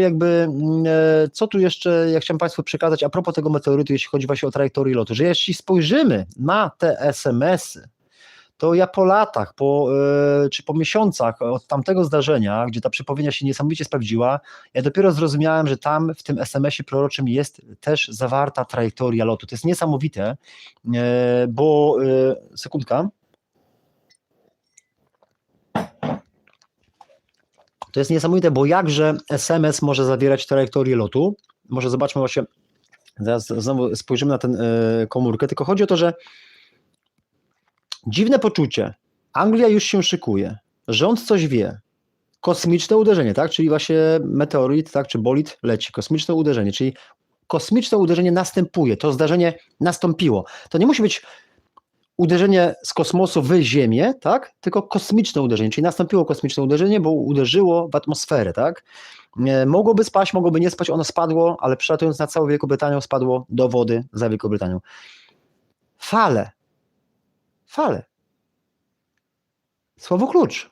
Jeżeli mamy falę, tak, bo zaraz sobie spojrzymy, jeżeli mamy falę, zalanie, tak, czy to symbol, czy dosłownie, bo to po prostu jest przeczucie, to przekazuje w tym SMS-ie przeczucie, czy to symbol, czy dosłownie, to widzimy, że ewidentnie w tym przeczuciu, bo pamiętajmy, że to jest SMS, który pokazuje przeczucie z sierpnia, tak, na miesiąc przed upadkiem meteorytu. Wielka Brytania, tak, kosmiczne uderzenie, fale, tak, to chodzi o to, że ten SMS pokazuje falę, czyli woda, czyli jak weźmiemy sobie, tutaj szkoda, że akurat nie dysponuję taką techniką, no kiedyś była zbiórka na laptopa, jakby gdzieś to, starczyło na naprawę tego starego laptopa, te pieniądze poszły na naprawę, która właśnie chyba nawet była droższa niż z tej zbiórki, ale dzięki temu właśnie jest laptop, możemy w ogóle pracować i chodzi, ale przydałby się taki rysunek 3D, kurczę, albo tam, no bo to już nie będę tych mazaków, bo chodzi o to, że jak ja mam to Państwu wytłumaczyć? Bo to by było potrzebne jakby, żeby uruchomić Państwa myślenie jakby w trójwymiarze, tak? Może gdzieś spójrzmy na mapę. Po prostu, bo czasem mam wątpliwości, jakby, czy Państwo mnie dobrze rozumieją, a teraz jeszcze tego czatu nie ma, to już zupełnie tak się czuję trochę odcięty. Dobrze, czyli chodzi o to, że jeżeli mamy takie przeczucie, że będzie kosmiczne uderzenie i ono będzie na terenie Anglii, a jednocześnie pojawia się słowo fale, tak, i że wzbudzą i potem być może dojdą do Polski, a być może nie dojdą do Polski, to chodzi o to, że jak spojrzymy może z większej odległości na mapę, tak, to zobaczymy taką prawidłowość, tak, że połowa tego obszaru jest niebieska, a połowa tego obszaru to jest ląd, tak? Mamy Norwegię, Danię, Niemcy, Holandię, Belgię, Luksemburg, Francję, Hiszpanię, Portugalię, tak? Lub też nawet i samą Anglię. Czyli połowa tego obszaru, jak tak spojrzymy, to jest ląd, a połowa obszaru to jest woda, tak? To trzeba sobie jakby wyobrazić. Ja wiem, że to może dla kogoś głupio zabrzmieć, ale moim zdaniem ten SMS jest tak natchniony, że on nawet pokazuje trajektorię lotu tego meteorytu. Dlaczego? Bo jeżeli my wyobrazimy sobie płaszczyznę, tak? Tu jest Ziemia i ocean na dole, tak? Zaraz, mam nadzieję, że to się dobrze nagra. Tu jest ocean, Ziemia, tak? I tu mamy, załóżmy, nie wiem, Europę, Anglię, Ocean Atlantycki. I jeżeli mamy, tu jest Anglia, tak? I jeżeli mamy powiedziane, Anglia się szykuje, kosmiczne uderzenie, czyli wiemy, że tu jest granica atmosfery, nastąpi uderzenie kosmiczne, tak? Może nastąpić uderzenie kosmiczne pionowo. Uderzy nad Anglią i poleci pionowo w dół i uderzy w Anglię, w Ziemię, tak? Może nastąpić pod kątem i nastąpi właśnie, że uderzy właśnie, może tak będę pokazywał, że uderzy na przykład nie tu pionowo w dół w Anglię, przepraszam, tylko właśnie na przykład nadleci gdzieś z kosmosu, uderzy z pustki kosmicznej, uderzy w początek atmosfery nad Anglią, tak? I poleci dalej i uderzy we Francję. i będzie powiedziane Anglia kosmiczne uderzenie, a Francja kamieniste walnięcie na przykład, czy krater, tak? To będzie pokazywało, że będzie leciało z tamtej strony, uderzy w obszarze, w tej przestrzeni powietrznej, tak, tej atmosferycznej przestrzeni nad Anglią, tak, i poleci w kierunku Francji, albo Portugalii, Hiszpanii, Norwegii, Niemiec. W całym tym obszarze właśnie ziemi, jak Państwu pokazywałem na mapie właśnie, że połowa tego obszaru to jest ziemia, a połowa tego obszaru to jest niebieska woda. Więc jeżeli czytamy w tym SMS-ie, tak, może spójrzmy jeszcze na niego, bo właśnie, kurczę, szkoda właśnie, kiedyś pragnąłem jakby zorganizować z Państwem kiedyś spotkanie na żywo i to byłoby fajnie to sobie porozkminiać. Więc jeżeli czytamy, dziwne poczucie, Anglia się szykuje, rząd coś wie, kosmiczne uderzenie, fale, tak, mamy po kolei, to jest po kolei chronologicznie, kosmiczne uderzenie, fale, zalanie, tak, czy to symbol, czy dosłownie, tak? Czyli mamy uderzenie kosmiczne nad Anglią, mamy falę, mamy zalanie. I to pokazuje, że to nie będzie uderzenie, które będzie nad Wielką i poleci właśnie na ziemię, tu na ziemię, tu na ziemię, tu na ziemię. To dokładnie poleciało w odwrotnym kierunku. To dokładnie poleciało nad ziemią w kierunku wody, tak? Dokładnie nad Wielką Brytanią w kierunku Morza Północnego, czy północnych obszarów tego Oceanu Atlantyckiego. Tak jak czytamy, potencjalne meteoryty, potencjalne, bo one może się spaliły, dlatego właśnie to jest też dobre, bo w tym SMS-ie jest znak zapytania. Fale? Znak zapytania? Zalanie? Znak zapytania? Czy to symbol, czy dosłownie, tak? To wiecie, to jest tak samo jak kiedyś była ta przypowiednia z dokładnością co do jednego dnia, dotycząca potencjalnego odejścia z tego świata pana Krzysztofa Jackowskiego z Człuchowa. Ona się sprawdziła z dokładnością co do jednego dnia. Ale to nie było przesądzone, że Krzysztof odejdzie, tak? Trzeba było się modlić właśnie o niego, tak? Trzeba było właśnie, nie wiem, posyłać dobre myśli, modlić się. Ja osobiście nawet zadziałałem, wysłałem list właśnie i też ludzie dzwonili do pana Krzysztofa, żeby go ostrzec właśnie, żeby uważał, bo na początku maja po prostu może odejść z tego świata. I to jest jakoś spięte właśnie z duchowością człowieka. I tak samo tutaj jest właśnie, że to może uderzyć, tak, a może na przykład się spalić, tak. My nawet nie wiemy, może potencjalne meteoryty spadły tam właśnie 100 km od tej wyspy, być może nawet jakieś większe, być może nawet walnęły w wodę, być może nawet była mała fala tsunami, ale akurat nie było żadnego okrętu, nic się nie stało, tak. My tego nie wiemy. Gdyby był jakiś jeszcze większy obiekt kosmiczny, jakoś by inaczej wszedł, byłaby inna temperatura atmosferyczna, może jakieś inne warunki, on by w ogóle nie uległ spaleniu, tylko by przeleciał nad Wielką Brytanią i pierdyknął w tą wodę, to naprawdę mogłaby jakaś fala tsunami powstać. I wtedy te znaki zapytania to znaczy, że to się waży. A ja osobiście to postrzegam jako ostrzeżenie. Ostrzeżenie oczywiście Wielka Brytania nie za bardzo słucha. Wielka Brytania w ogóle nawet zakazuje wywieszania flag Wielkiej Brytanii, więc to jest jakby tuż przed, wiecie, no jak flaga się nie można we własnym kraju flagi wywiesić, no to raczej to trochę jak na Titanicu się zachowują, więc jakby to pięknie pokazuje, że to się waży, tak? I tak samo tam się waży, czy uderzy, czy nie uderzy, czy będzie fala tsunami, czy nie, i to pokazują też te znaki zapytania, tak? Które tutaj właśnie widzimy na tym SMS-ie właśnie, że jest ze znakami zapytania, tak? Fale, znak zapytania, zalanie, znak zapytania, czy to symbol, czy dosłownie, nawet jak się zastanawiam, czy to symbol, a się okazało, że to jest dosłownie. I dalej mamy właśnie być może skupmy się na tym ostatnim zagadnieniu i kończmy, być może już 15 września zacznie, to znaczy będziemy dostrzegać zbliżającą się falę, tak? I to ma różnorakie znaczenie, też gospodarcze, ale my skupimy się tylko na tym znaczeniu fizycznym, potencjalnym fizycznym, jakby, że to będzie potężne, niepowstrzymane, ale do Polski jakoby nie dotrze, nie wiem, i to jest niesamowite, drodzy Państwo. Może ja nie potrafię tak przemówić, ale to jest niesamowite, bo to bardzo mocno przypomina te przypomnienie Aloisa Irmajera. Ja tak się z czasem zastanawiam, czy te rzeczy się na siebie nie nakładają, nie? Czy zaraz, bo to jest tak strasznie jasny obraz. Może to ma, bo mi się razi po oczach, wiecie? Że to jest niesamowite, że jakby, że sekundka, jeszcze sprawdzę, czy baterię wytrzyma ten telefon, okej? Dobrze. To jest niesamowite, bo po prostu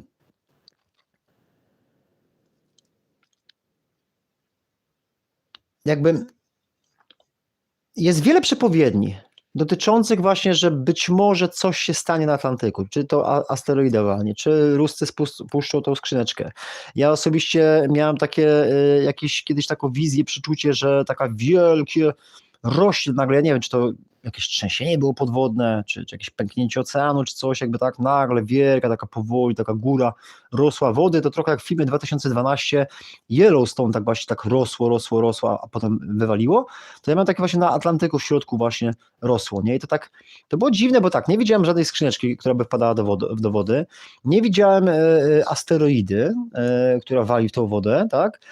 I nie widziałem też, że kiedyś taki tutaj też program robiłem,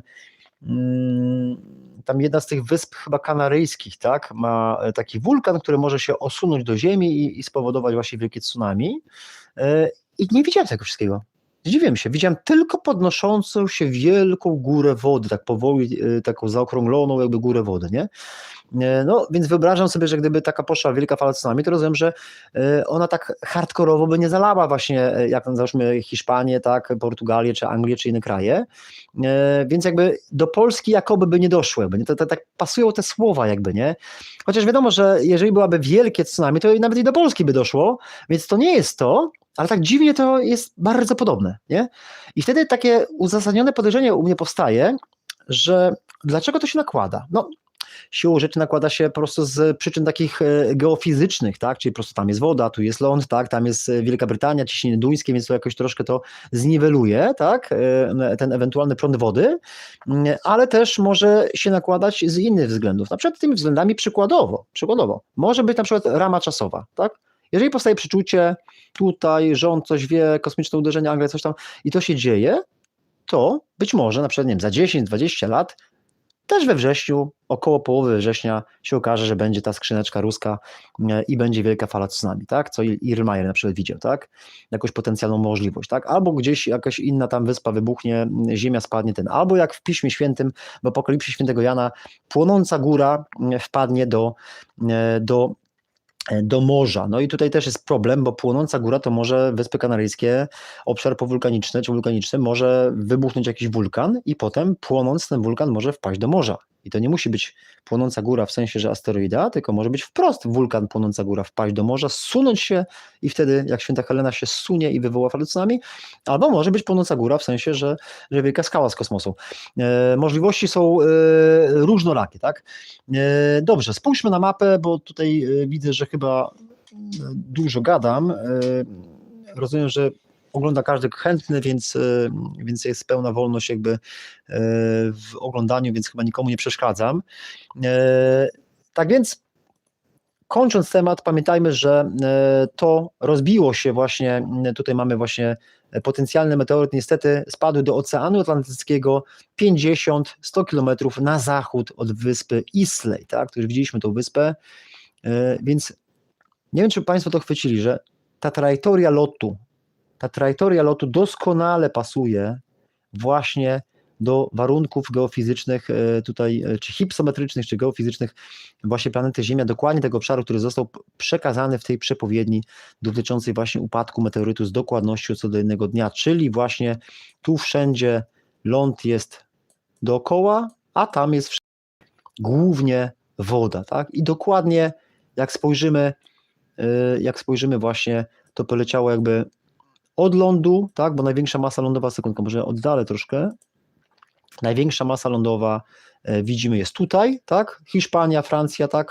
Niemcy, tam aż tam przez Danię do Norwegii, tu jest największa masa lądowa, tak, więc od tej największej masy lądowej nie leci do lądu, nie leci tam na jakieś słabe morze, czy gdzieś tutaj w lewo, czy w prawo, tylko leci najdalej od lądu, dokładnie w linii prostej, prostopadu, jakby oddalając się od tego lądu w sensie europejskiego, tak, tego lądu w kierunku Morza Północnego, Morze Północne jest z prawej strony, północnego i części Oceanu Atlantyckiego, tak, tutaj dokładnie poleciał ten meteoryt jakby, tak, czyli od lądu w kierunku morza, co pragnę wierzyć, że w tym SMS-ie zostało właśnie przekazane właśnie, że fale. I to też jest ważne, drodzy Państwo, bo Zaraz spojrzymy sobie, że on też nie mógł upaść na przykład tutaj, w Morze Północne, bo wtedy byłby bardzo blisko Polski. I to wiadomo, że to jest trochę za płytkie, żeby wywołać jakieś potężne tsunami, które by tutaj doszło do Polski. Choć niewykluczone, że no, gdyby był sporej wielkości meteoryt, tak, to mógłby tak walnąć, że faktycznie w 20-30 minut nas fala tutaj tsunami by zalała. I dlatego przeczucie to jest piękne. Dlatego właśnie, bo w tych artykułach tam mamy, że on spadł o 20, no mogą sobie Państwo znaleźć, już nie będę marnował czasu. Chodzi o to, że on spadł o godzinie 21, ale to w jednych artykułach jest napisane, w innych artykułach jest napisane o 22, ale czasu polskiego to była godzina 23. Albo inaczej, on leciał o godzinie 23, tak? Czasu tego brytyjskiego, a spadł no, te ileś sekund czy minut później, tak, do Oceanu Atlantyckiego na północy, co znaczy się, że w Polsce, znaczy o 22, a w Polsce to była 23, czyli po 23 spadł do Oceanu Atlantyckiego. I teraz, jeżeli byśmy sobie wyobrazili, że, bo pamiętajmy, że przepowiednia mówi, że 15-16, tak? Czyli wskazuje nam tamten czas, nie wcześniejszy, na przykład 11, 12, tak? Czy tam on upadł 14, czy na przykład 12, 13, wskazuje nam poślizg w tamtą stronę, czyli zgodnie z ruchem czasu, tak? 15, 16, być może tam dalej zobaczymy falę nadciągającą, tak? Czy gospodarczą, czy właśnie wodną. I on upada właśnie, załóżmy o 23:01 do 23:02, po prostu 50 parę minut przed północą, która nastąpi w Polsce, tak? I wtedy łatwo jest zobaczyć, drodzy Państwo, że gdyby on walnął w Bałtyk, to byłoby, nie wiem, no ileś minut i byłaby już fala tsunami w Gdańsku. Więc niemożliwe, żeby on walnął w Bałtyk. Dlaczego jest to ważne? Dlatego jest to ważne, że ten czas, że ta przepowiednia w pewnym sensie dla fascynatów nawet by mogła pretendować o przepowiednię z dokładnością co do godziny, z tego względu, że ten upadek dokładnie, on nie wali na przykład, że na Ocean Spokojny, tak? I że za 50 godzin tu dotrze fala, nie? Z Oceanu Spokojnego, tak? Ani że w Bałtyk, czyli że za 5 minut przyjdzie fala. Tylko on dokładnie wali w Morze Północne, gdzie fala mniej więcej by szła godzinę czasu. Godzinę, półtorej. Zaraz sobie spojrzymy na taką niesamowitą symulację na YouTubie, zobaczymy. To umieszczę Wam też linki tutaj, żeby móc sobie samemu obejrzeć te filmiki, niesamowite w ogóle filmiki. To nam pokaże właśnie, że ta symulacja pokazuje nam, że gdyby właśnie uderzył w inne miejsca, to nie byłoby właśnie, ta fala by nie sięgnęła właśnie jakby czasu polskiego właśnie na przykład 5, 10, 15 po 12 w nocy. I to jest niesamowite właśnie, bo on mógłby też uderzyć, też w ciągu dnia.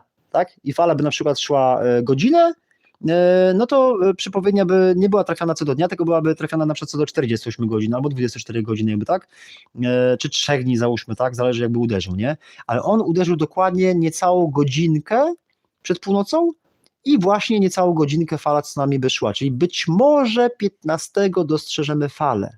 Do tego zmierzam. Nie wiem, czy Państwo to chwytają. Być może 15 dostrzeżemy falę, czyli właśnie, że jak on walnie, to być może fala tsunami dojdzie albo nie dojdzie w tym czasie. Że 15 być może dojrzymy tą falę, tak? Nie wiem, czy to Państwo chwytają, no to najwyżej wrócimy do tematu, jak będzie działał ten czat na żywo albo może kiedyś będą jakieś takie możliwości na YouTubie, że będzie można trochę porozmawiać sobie, tak?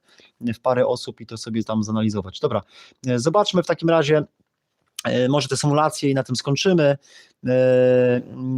bo tu jest w ogóle dużo rzeczy, to jeszcze jest te sytuacje gospodarcze, ta królowa, to wszystko, no i teraz Trump jeszcze przyleciał i jeszcze powstały nowe przeczucia, jeśli chodzi właśnie o Wielką Brytanię i o to wszystko, co się dzieje, więc jakby to już chyba zrobimy sobie taki zwykły, standardowy raport jasnowidza i ten. Dobra, czyli widzimy właśnie tą mapkę, to już zostawmy, tą mapkę też wyłączmy, sekundka, bo tu teraz znowu nam się nie działa, albo jeszcze telefon zgrzał i już w ogóle już tej ostrości nie chwyta, tak? Tu już to było, mapy Google'a też. O, i tu jest ta symulacja, co chciałem Państwu pokazać, tylko tak, kurczę, chyba coś tak się odbija słabo, nie? Tak jakby, przesuniemy, może tak będzie lepiej, no bo zaraz zobaczymy, jak on... Dobra, Źródło podane na górze, ja wam jeszcze linka zostawię, tak, to jest audycja, po prostu tutaj taki kanał na YouTubie i on pokazuje właśnie Chicken Loop Impact Event in Real Time, czyli właśnie uderzenie tego meteorytu właśnie w Zatoce Meksykańskiej w realnym czasie. Niesamowity film, on trwa godzinę 6 minut i on po prostu pokazuje, co się dzieje w danych sekundach przez godzinę od uderzenia. Pokazuje wiatry, fale tsunami, trzęsienia ziemi, jakby wysokość tych fal tsunami, wszystko pięknie pokazuje, okraszone wspaniałą muzyczką i po prostu sobie zaraz tutaj na to spojrzymy, bo to nam pokaże właśnie, w jakim czasie by do nas doszedł właśnie uderzenie, właśnie to, co było jakby w Wielkiej Brytanii, tak. Tutaj też kiedyś taki chyba pokazywałem takie filmiki właśnie, wielkość tego naszego meteorytu, tak. To już też kiedyś takie audycje robiłem. O, a to jest Czelabińsk, nie? To jest Czelabińsk, to już tam w tych dawnych audycjach 3 lata temu właśnie robiliśmy, jakby, tak. Czelabińsk jakby, czyli ten meteoryt właśnie co walnął ostatnio, to jest frequency, to jest częstotliwość raz na 70 jakby lat, takie coś się dzieje, nie? I to jest 18 Hiroshim jakby, tak, raz na właśnie tyle lat i 18 Hiroshim, o kurczę, znowu chyba, o może tak, no nie, bo to coś się dzieje z tą komorą chyba, kurczę, coś źle nam tutaj działa. Dobra, trudno, nie będziemy tego puszczać, ale musimy koniecznie puścić jakby tą symulację z tsunami, nie, no możemy sobie tam jeszcze te Czelabińsk zobaczyć.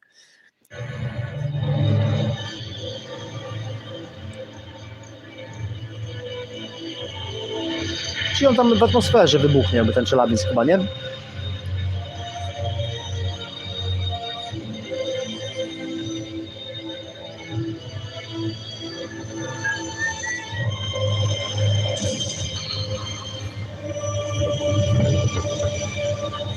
A, no, bo to pokazuje już jakby możliwość jakby tego, tak, że jest taki wybuch, że już na Ziemi okna wylatują, tak? Bo tak było w tym, nie? Tak było właśnie w Rosji, że tam jakby ileś osób zostało rannych i tak. No to już to jest tam raz na 1000 lat, to już zostawmy to. Tutaj to jest najważniejsze, symulacja tej fali tsunami. Włączymy sobie to i zostawimy już tą całą audycję. Może powłączamy już te zbędne rzeczy, żeby to się wszystko nie zamulało. Wielka Brytania nieszczęsna, która dostała właśnie tym meteorytem. O, już kurczę, głos mi już chyba siada. Głos mi siada ten. Dobra, to jest dosłownie minutka, 2. A, mapy są konieczne. Bo tu proszę zwrócić uwagę. Oj, o ludzie, sekundę, bo się tam Wielka Brytania włączyła. Chodzi o to, że tutaj jak zobaczymy sobie tę symulację, niech Państwo zwrócą uwagę, właśnie tu jest Zatoka Meksykańska, tu uderza ten meteoryt i z jaką prędkością posuwają się te fale tsunami, ale no w przypadku takiego wielkiego meteorytu, tak, bo jak są mniejsze, to może to idzie wolniej, ja tam aż tak się nie znam. I wtedy musimy sobie wyobrazić właśnie, że jak nasz meteoryt wali tutaj w tym obszarze, to wtedy ile czasu by zajęło, że fala ewentualnie potencjalna, być może, tak, ewentualnie by dotarła do Polski, ile to by czasu zajęło, tak? Na tym to polega właśnie, tak? Więc po to, taki jest cel tej symulacji, to spójrzmy sobie. Dobra, to puśćmy sobie to. Tu jeszcze tutaj zaznaczę, że tutaj macie, widzicie, tutaj macie te wysokość fali, nie wiem, czy to zaraz wam objaśnię. Obejrzyjmy sobie chociaż kawałeczek, żeby tego zaznać.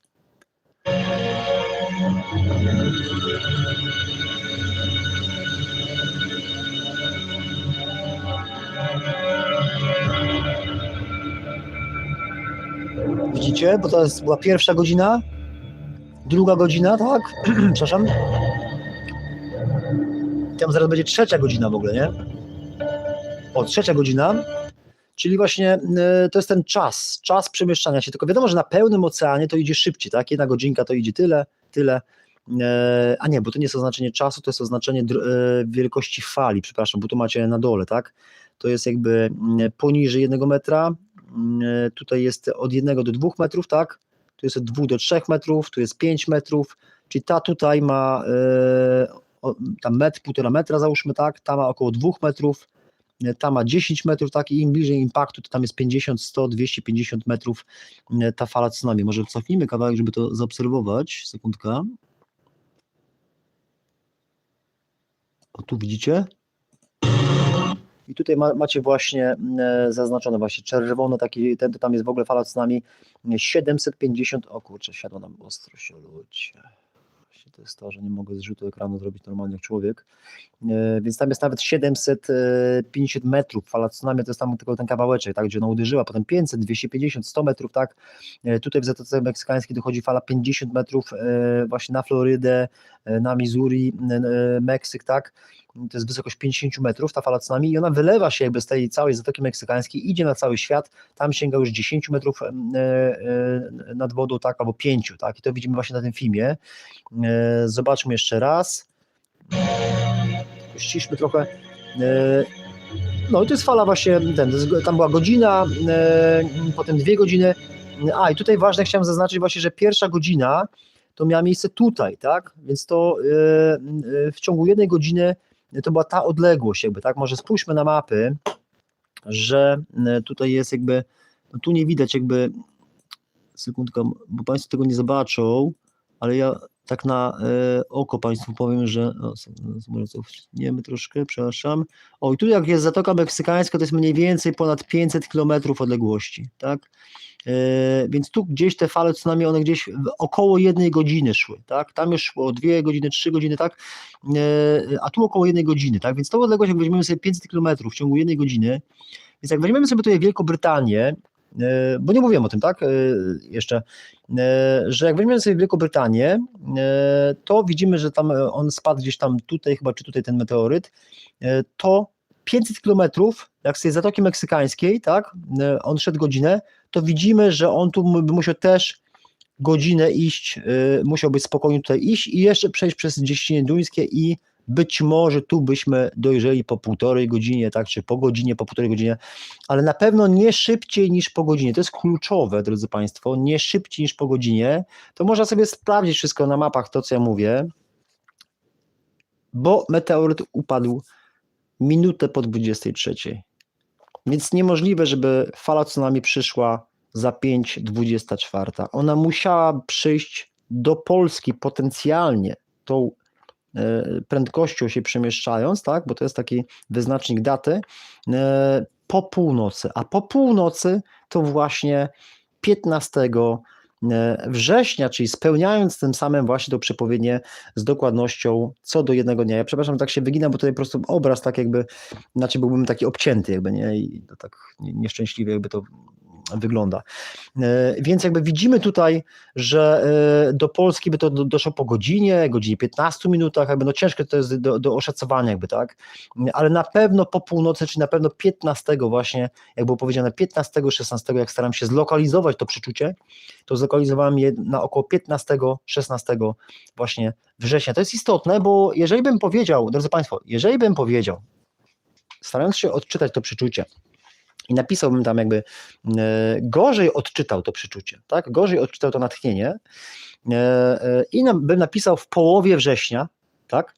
To byłoby bardzo ogólne, tak? W połowie września to jest, drodzy Państwo, 12 września, 13 września, 14 września, 15 września, 16 września, 17 września, 18 września, 19 września. Spokojnie 8, 9 dni, a nawet może i 10, środkowa dekada września, to jest około połowa września, tak?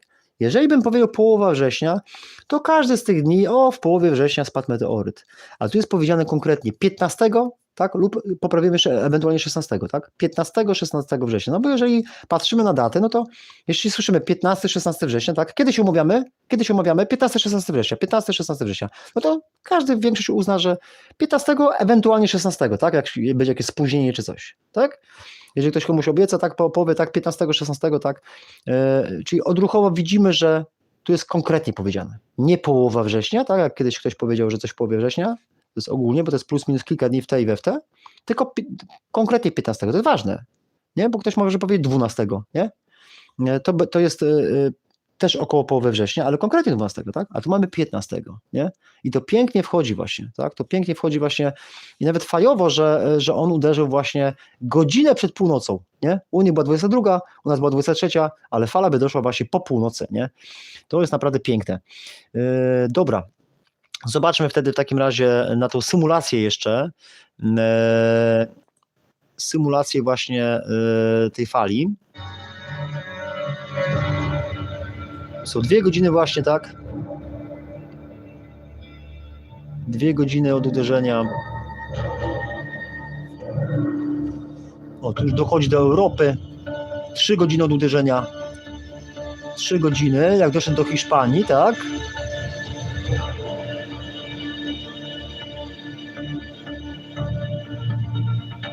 Fajna ta muzyka, jest naprawdę, kurczę, czadowa jest ta muzyka. To też fajnie pokazuje, że że on doszedł do Hiszpanii i tam się jeszcze przelewał się jakby, nie?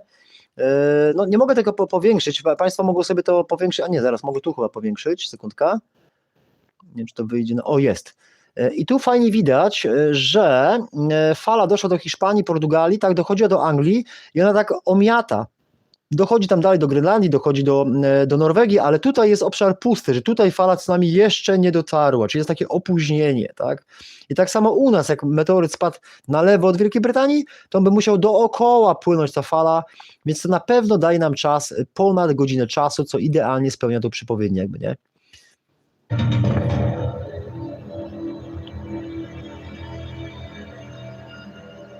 Dobra, to już nie ma potrzeby jakby oglądania tych fal tsunami, to chciałem Państwu tylko zademonstrować, że z jaką prędkością fala tsunami się posuwa. Wiadomo, że ta mała podskórna fala, tak, której nie widzimy, tylko ona pod powierzchnią oceanu płynie, to wiadomo, że ona bardzo szybko płynie, tak? To jest taki w zasadzie taki impuls, ale sama ta fala, która ma ta ileś metrów, to ona ma jakąś prędkość, bo widzimy na nagraniach właśnie z Japonii przykładowo, tak, że ona po prostu zbliża się i z jakąś prędkością określoną ona się zbliża, tak? I wypiętrza się, wychodząc jakby na płycizny, nie? No nas tutaj chroni to, że Morze Północne nie jest aż tak głębokie, Ciśnienie Duńskie, no i Bałtyk sam jest w sobie płytki, więc to jakoś tu wychlupnie, tu gdzieś, no wiadomo, że tam ileś parę metrów Gdańsk, Szczecin, miasta polskie by tutaj mogło pozalewać, tak, jakby, gdyby coś większego nadleciało kiedyś, tak, ale no w kontekście innych krajów to jesteśmy naprawdę mocno chronieni pod tym względem, no przynajmniej to nam się udało, czyli być gdzieś w centrum Europy i to jest na nasz plus, gdyby faktycznie jakaś wielka fala tsunami miałaby być.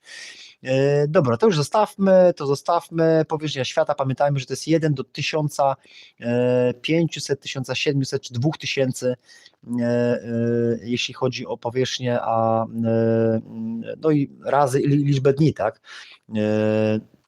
No i też trzeba to przemnożyć przez liczbę przepowiedni, bo jak ktoś codziennie będzie robił jeden strzał, przepowiadając takie rzeczy, tak, no to wiadomo, właśnie, bo to może ja źle wytłumaczyłem, tak, bo jedno to jest właśnie, że musimy wziąć całą mapę świata, podzielić na 2000 obszarów i strzelamy do jednego z tych 2000, tak, jakby ktoś chciał sam wygenerować tego przepowiednia, a nie modlić się do Pana Boga. Następnie liczbę dni trzeba też wziąć na przykład, że nie wiem, no mija kilka lat, jak ja prowadzę kanał na YouTubie i to jest pierwsza przepowiednia dotycząca upadku meteorytu z dokładnością co do jednego dnia, więc tam wtedy to było chyba 2-3 lata, był kanał, więc to jest spokojnie 1000 dni, więc trzeba przemnożyć 2000 razy 1000, jeśli chodzi o skalę możliwości i wziąć pod uwagę to, że to jest pierwszy strzał, jeśli chodzi o taką przepowiednię, a nie na przykład 100 strzał, tak, jak ktoś jakiś inny przepowiadacz, co 2-3 dni jest audycja, 20 przepowiedni, tak, i więc to też trzeba wliczyć w to prawdopodobieństwo, tak, że to jest po prostu nieprawdopodobne, tak, żeby pierwszy strzał i od razu trafiony. Nie? To ewidentnie widać, że to jest natchnienie Pana Boga. Więc, bo rozumiecie, tak? Jak na przykład prowadzę kanał przez 2 lata albo 2,5 roku, to jest 1000 dni i codziennie bym generował jedną przepowiednię, tak strzelał tam. Raz strzelam, że w Hiszpanii nie udało się, raz w Niemczech nie udało się, raz gdzieś tam nie udało się, raz w Wielkiej Brytanii nie udało się, raz w Norwegii nie udało się i tak bym strzelał przez 1000 dni, tak? To też trzeba wliczyć właśnie w ten prawdopodobieństwo, tak? Czyli liczbę strzałów przez dany czas, liczby tych Anglii, które są na całym świecie, ich jest 2000 albo 1500 czy 700, zależy jak liczyć, tak, i też dzień, no to jest jakie to jest prawdopodobieństwo, no to nawet jak weźmiemy te 1000 razy 2000, tak, to bo już chyba zmęczenie, no, bo to się zera dodaje, tak, to będzie 1 000 000, tak, sekundka, zobaczmy, 1000 razy 2, albo weźmy te 1700, tam 1000 razy 1000, 1700, to jest 1 700 000, tak? Czyli to jest prawdopodobieństwo, jeśli tak liczyć, to jest prawdopodobieństwo 1 do 1 700 000, nie? No nie, no to dobra, to już nie chcę mi się przypominać sceptyków, no dla mnie to jest niesamowite, nie? I dziękuję Panu Bogu, że dał taką piękną przepowiednię, a pamiętajmy, że te przepowiednie jeszcze są 3 chyba, z tego co pamiętam, jedna nie została jeszcze w ogóle pokazana, to też zrobimy żeby nie było, że ja tam gdzieś fiknę, przelecę z tego świata i nikt jej nie zauważy, chociaż ona jest do dojrzenia. Jeżeli ktoś by kiedyś, jeżeli bym niechcący odszedł z tego świata, ona nie byłaby zrobiona ta przepowiednia, to spokojnie w tych filmikach, w tych SMS-ach jest wszystko zawarte, można do tego dojść samemu. Te perły jeszcze się kryją, każdy może je znaleźć, ale no komuś się chce to słuchać, więc nie ma co tracić czasu, ja się tym zajmę i Państwu to przekażę, jak tylko znajdę czas jakby i jakoś takie poczucie, natchnienie, żeby to Państwu pokazać jakby, tak? Dobra, no to chyba tyle, nie będziemy więcej tego ciągnąć dalej. Te asteroidy to wszystko fajne, te filmiki są, te wybuchy, to wszystko fajnie pokazuje właśnie te wydarzenia właśnie, te asteroidy. O tu właśnie też kiedyś robiłem takie właśnie, o, pamiętacie? Biblia Tysiąclecia, te intro? To właśnie stąd pochodzi, patrzcie. Pismo Święte, Apokalipsa Świętego Jana, trąba piąta, pierwsze, biada. Pamiętacie? To stąd jest właśnie to stąd jest właśnie wzięty ten, nie? Tylko no to już widać takie wielkie walnięcie, wielkie boom. No, ale stąd właśnie jest wzięte to intro, bo tu się fajne są te animacje. Oczywiście zaznaczę ten kanał, jak ktoś chce sobie obejrzeć, bo tu właśnie mi się podobało, jak to było takie uderzenie, które odpowiadało bardzo mocno Apokalipsie Świętego Jana. To oczywiście jest moja interpretacja, wielu ludzi może inaczej interpretować, ale tam było takie fajne, sekundkę, czy to było to? Może spójrzmy, już bez muzyki, tylko tak po prostu spójrzmy, jak to wchodzi w atmosferę, uderza w Paryż, ale to mogło być to chyba. I następuje takie uderzenie, które powoduje, że powstaje krater z lawą. A nie, to chyba za duże uderzenie. Do pół Europy rozwala. A nie, to jest to. To, czyli krater, który ma 200 km i lawa, tak? Czyli on się przebija przez warstwę ziemi i jest zalewany lawą. Ja to nazwałem właśnie studnią czeluści, tak? Czyli to studnie czeluści otwiera krater, tylko to trzeba by zobaczyć, czy te wcześniejsze, one nie mają takiej siły. Zaraz sekundkę, zobaczmy, czy ten ma taką siłę, że jest ten, czy to jest ten sam? Kurczę, on może być ten sam. To nie, tylko chodzi o wielkość tego meteorytu, jakby, że on musi mieć, sekundka, on musi mieć 20 km, tak? Czyli skała, która ma 20 km, już powoduje otwarcie studni czeluści, nie? No ale czy takie coś przywali tam? Bo tutaj widzimy krater, tak, który ma 14 km, to jest ten Nowy Jork jakby rozwalony, ale on nie ma tego, tak, on jakby nie ma tej lawy, tak, widzimy, że jest krater, Nowy Jork jest zdewastowany, ale tej lawy nie ma, tak, a ten, co już ma 20 km, otwiera studnię czeluści, to jest ta różnica właśnie wielkości i siły uderzenia, nie? Dobra, może podsumujmy i na tym skończmy, czyli właśnie meteoryt uderzający na Wielką Brytanię, SMS oczywiście zawsze jest do wglądu dla chętnych, tak, SMS właśnie, że Anglia, rząd coś wie, sekundka, czyli właśnie dziwne poczucie, 21 sierpnia Anglia się szykuje, rząd coś wie, to też jest w ogóle bardzo ciekawe, że Anglia już się szykuje, rząd coś wie. I tu też jest ciekawe, bo kiedyś jak tutaj z kolegą Pawłem rozmawiałem, to się zastanawialiśmy, czy to nie znaczy się, że Anglia, załóżmy, wie, że królowa brytyjska powoli odchodzi, albo wie, że gospodarka Anglii chyli się ku upadkowi, albo wie o jakimś kosmicznym uderzeniu. No ale rozumiem, że to chyba nie o tym uderzeniu, bo te uderzenie właśnie przepowiedziane z dokładnością co do jednego dnia było dość słabe, więc może nie o tym kosmicznym uderzeniu, ale może w przyszłości będzie jakieś inne kosmiczne uderzenie. Może tutaj przeczucie, to natchnienie pokazuje nam, że jest jakaś taka sfera, że rządy danych krajów, a przynajmniej rząd angielski w tym momencie wie o czymś, wie o jakimś kosmicznym uderzeniu, wie, że może być w przyszłości jakieś zalanie, jakieś fale, tak? Możemy sobie tak pospiskować, poteoretyzować właśnie, czy rząd coś wie, czy nie wie, jak myślicie? Rząd angielski wie coś, czy nie? No, ja jestem przekonany, że wie, nie? I te SMS-y, te natchnienia Boże pokazują, że tak jest po prostu, bo skoro one się sprawdzają, skoro te przeczucia się sprawdzają, to co stoi na przeszkodzie, żeby sprawdziło się to, że rząd brytyjski coś wie, nie? Kosmiczne uderzenie, znak zapytania, fale, Znak zapytania? Zalanie? Czy to symbol, czy dosłownie? I potem jest dopowiedzenie właśnie tego samego dnia. Być może już 15 września zacznie się, to znaczy będziemy dostrzegać zbliżającą się falę, tak? Która może mieć kilka różnych znaczeń. To będzie potężne, niepowstrzymane, ale do Polski jakoby nie dotrze, czyli fala wodna nie dotrze, ale może ta gospodarcza dotarła, to by trzeba prześledzić te słupki gospodarcze, ale to już ja się na tym nie znam, ja tylko daję Państwu to, co wychodzi najlepiej, czyli te przeczucia, które też w tych SMS-ach właśnie zawieram i Państwu publicznie pokazuję, publikuję i tyle. Dobra.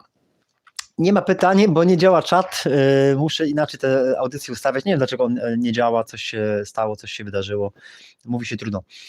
Tak więc dziękuję za audycję, no obejrzałbym na sam koniec, kurczę, jeszcze raz te zaraz sekundkę, wiecie co, może ja wezmę na siebie, abyśmy chociaż ostatni raz obejrzeli właśnie tą składankę, co ja tutaj jakby ustawiłem. Może w historii to będzie. O, Anglia się posypie. Obejrzmy chociaż sobie tą Anglię się posypie. Na sam koniec jako takie intro, takie kończące tą audycję intro właśnie, co kiedyś nagrałem. I one pokazuje właśnie i upadek, i te przeczucie. No, działa czy nie działa? Coś lekko działa. I tyle, będziemy kończyć jakby, tak? Już tu wyłączam te karty zbędne. Tu jest Asteroid Impact, to też wyłączymy. Tu jest ta fala tsunami, tu możemy sobie tylko tą muzyczkę puścić, bo ona fajna jest, a ja tutaj poczekam, aż tam to się wczyta, bo się coś nie wczytuje. Tu jest mapa. Tylko żeby nie było żadnych praw autorskich, mam nadzieję, nie? Dobra, tu jest ta trajektoria lotu tego meteorytu. I będziemy już kończyć na spokojnie. O, tu 6 godzin od uderzenia w Zatoce Meksykańskiej, tak? To ja linki zostawię, możecie sobie pooglądać. Tu łapkę możemy dać za super filmik. O, proszę bardzo, łapka do góry. Za super filmik i super muzyczkę. O, jest, dobra. O, bo tu już leci, to cofnijmy. To może tą muzyczkę na koniec puścimy, czyli właśnie kończymy audycję United Kingdom i piękna przepowiednia, która nam pokazała nawet właśnie trajektorię lotu tego meteorytu, mapy, to wszystko tłumaczyłem. No dla mnie to jest niesamowite, naprawdę dziękuję Panu Bogu, chwała Panu Jezusowi Chrystusowi, Bogu Ojcu, Duchowi Świętemu, właśnie całej Trójcy właśnie za tak wspaniałe i potężne przepowiednie, niesamowite, jestem naprawdę bardzo wdzięczny i obejrzyjmy sobie na sam koniec, więc już się żegnamy, drodzy Państwo, już nie trzeba oglądać, można spokojnie się ewakuować z kanału. Ja sobie to już sam dla siebie puszczę po prostu, bo chcę sobie jeszcze raz tego doświadczyć, posłuchać jakby tych wrażeń, jakby tej przepowiedni dotyczącej właśnie tego meteorytu. I też właśnie, coś tu przerwało chyba transmisję, i też właśnie na koniec tą muzyczkę sobie puścimy i kończymy, więc pozdrawiam Państwa bardzo serdecznie.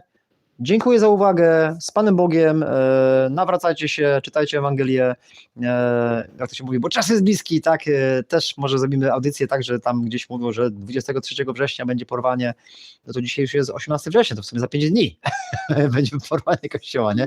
No, żeby nie było, że będzie szybciej, nie? I się wszyscy zdziwią, nie? Dlatego właśnie zapraszam jakby do Pana Jezusa wszystkich i tyle. Więc żegnam się, Państwo już też mogą, a ja sobie jeszcze tutaj puszczę po prostu jeszcze raz ten 2-minutowy filmik właśnie pod tytułem Anglia się posypie i też właśnie na końcu tą muzyczkę i wyłączę transmisję i hej wtedy, tak? Dobra. To puśćmy ostatni raz, żeby poczuć ten klimat niesamowity, który 3 lata temu panował na kanale, tylko nie na tym kanale, tylko na kanale jestem z Gdańska i tyle.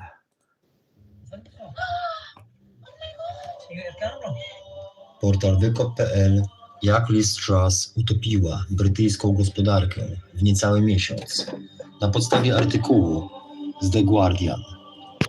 Rzeź na rynku obligacji skarbowych, krach waluty, fundusze emerytalne na krawędzi niewypłacalności, banki wycofują kredyty hipoteczne z oferty i ostrzeżenie Międzynarodowego Funduszu Walutowego oraz agencji Moody's.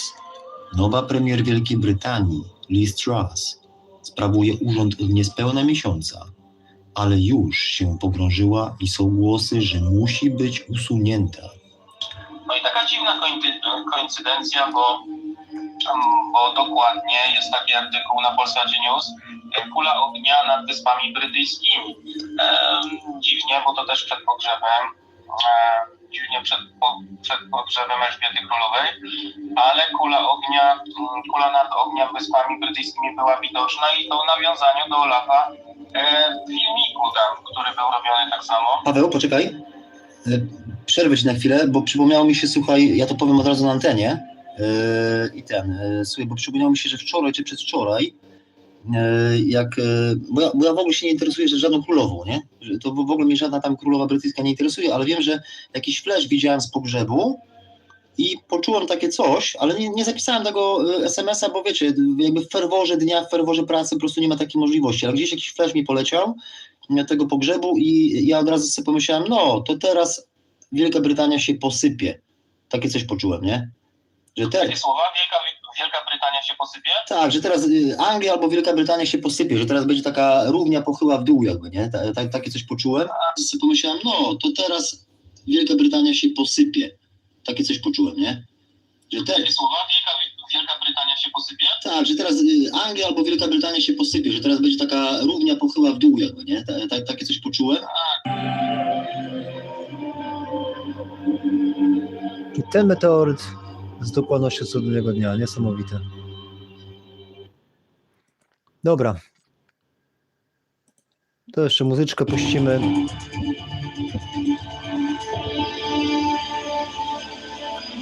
Zobaczymy, czy kiedyś coś przypierdzieli w zimie tak ostro, nie? Ja myślę, że przywali kiedyś, nie? Może nie taki meteoryt, co tutaj jakby w Zatoce Meksykańskiej, tak? Ale no coś większego musi przywalić, nie? Dobra. Dzięki za uwagę. Trzymajcie się. Pozdrawiam was serdecznie. Do zobaczenia z Panem Bogiem. Jak ja to mówię, kocham was, buziaki, pa, nie? Teraz może pomacham. Cześć. Dzięki za transmisję. Dzięki, że byliście. Może lepiej w nocy robić takie audycje, nie? Bo ja tutaj zacząłem chyba, nie wiem, o 16 czy 17, która jest godzina? Jest teraz 18:35, jak kończę transmisję. To tyle. Bardzo wam serdecznie dziękuję za obecność. Pozdrawiam was serdecznie i do zobaczenia. Hej, pa, cześć.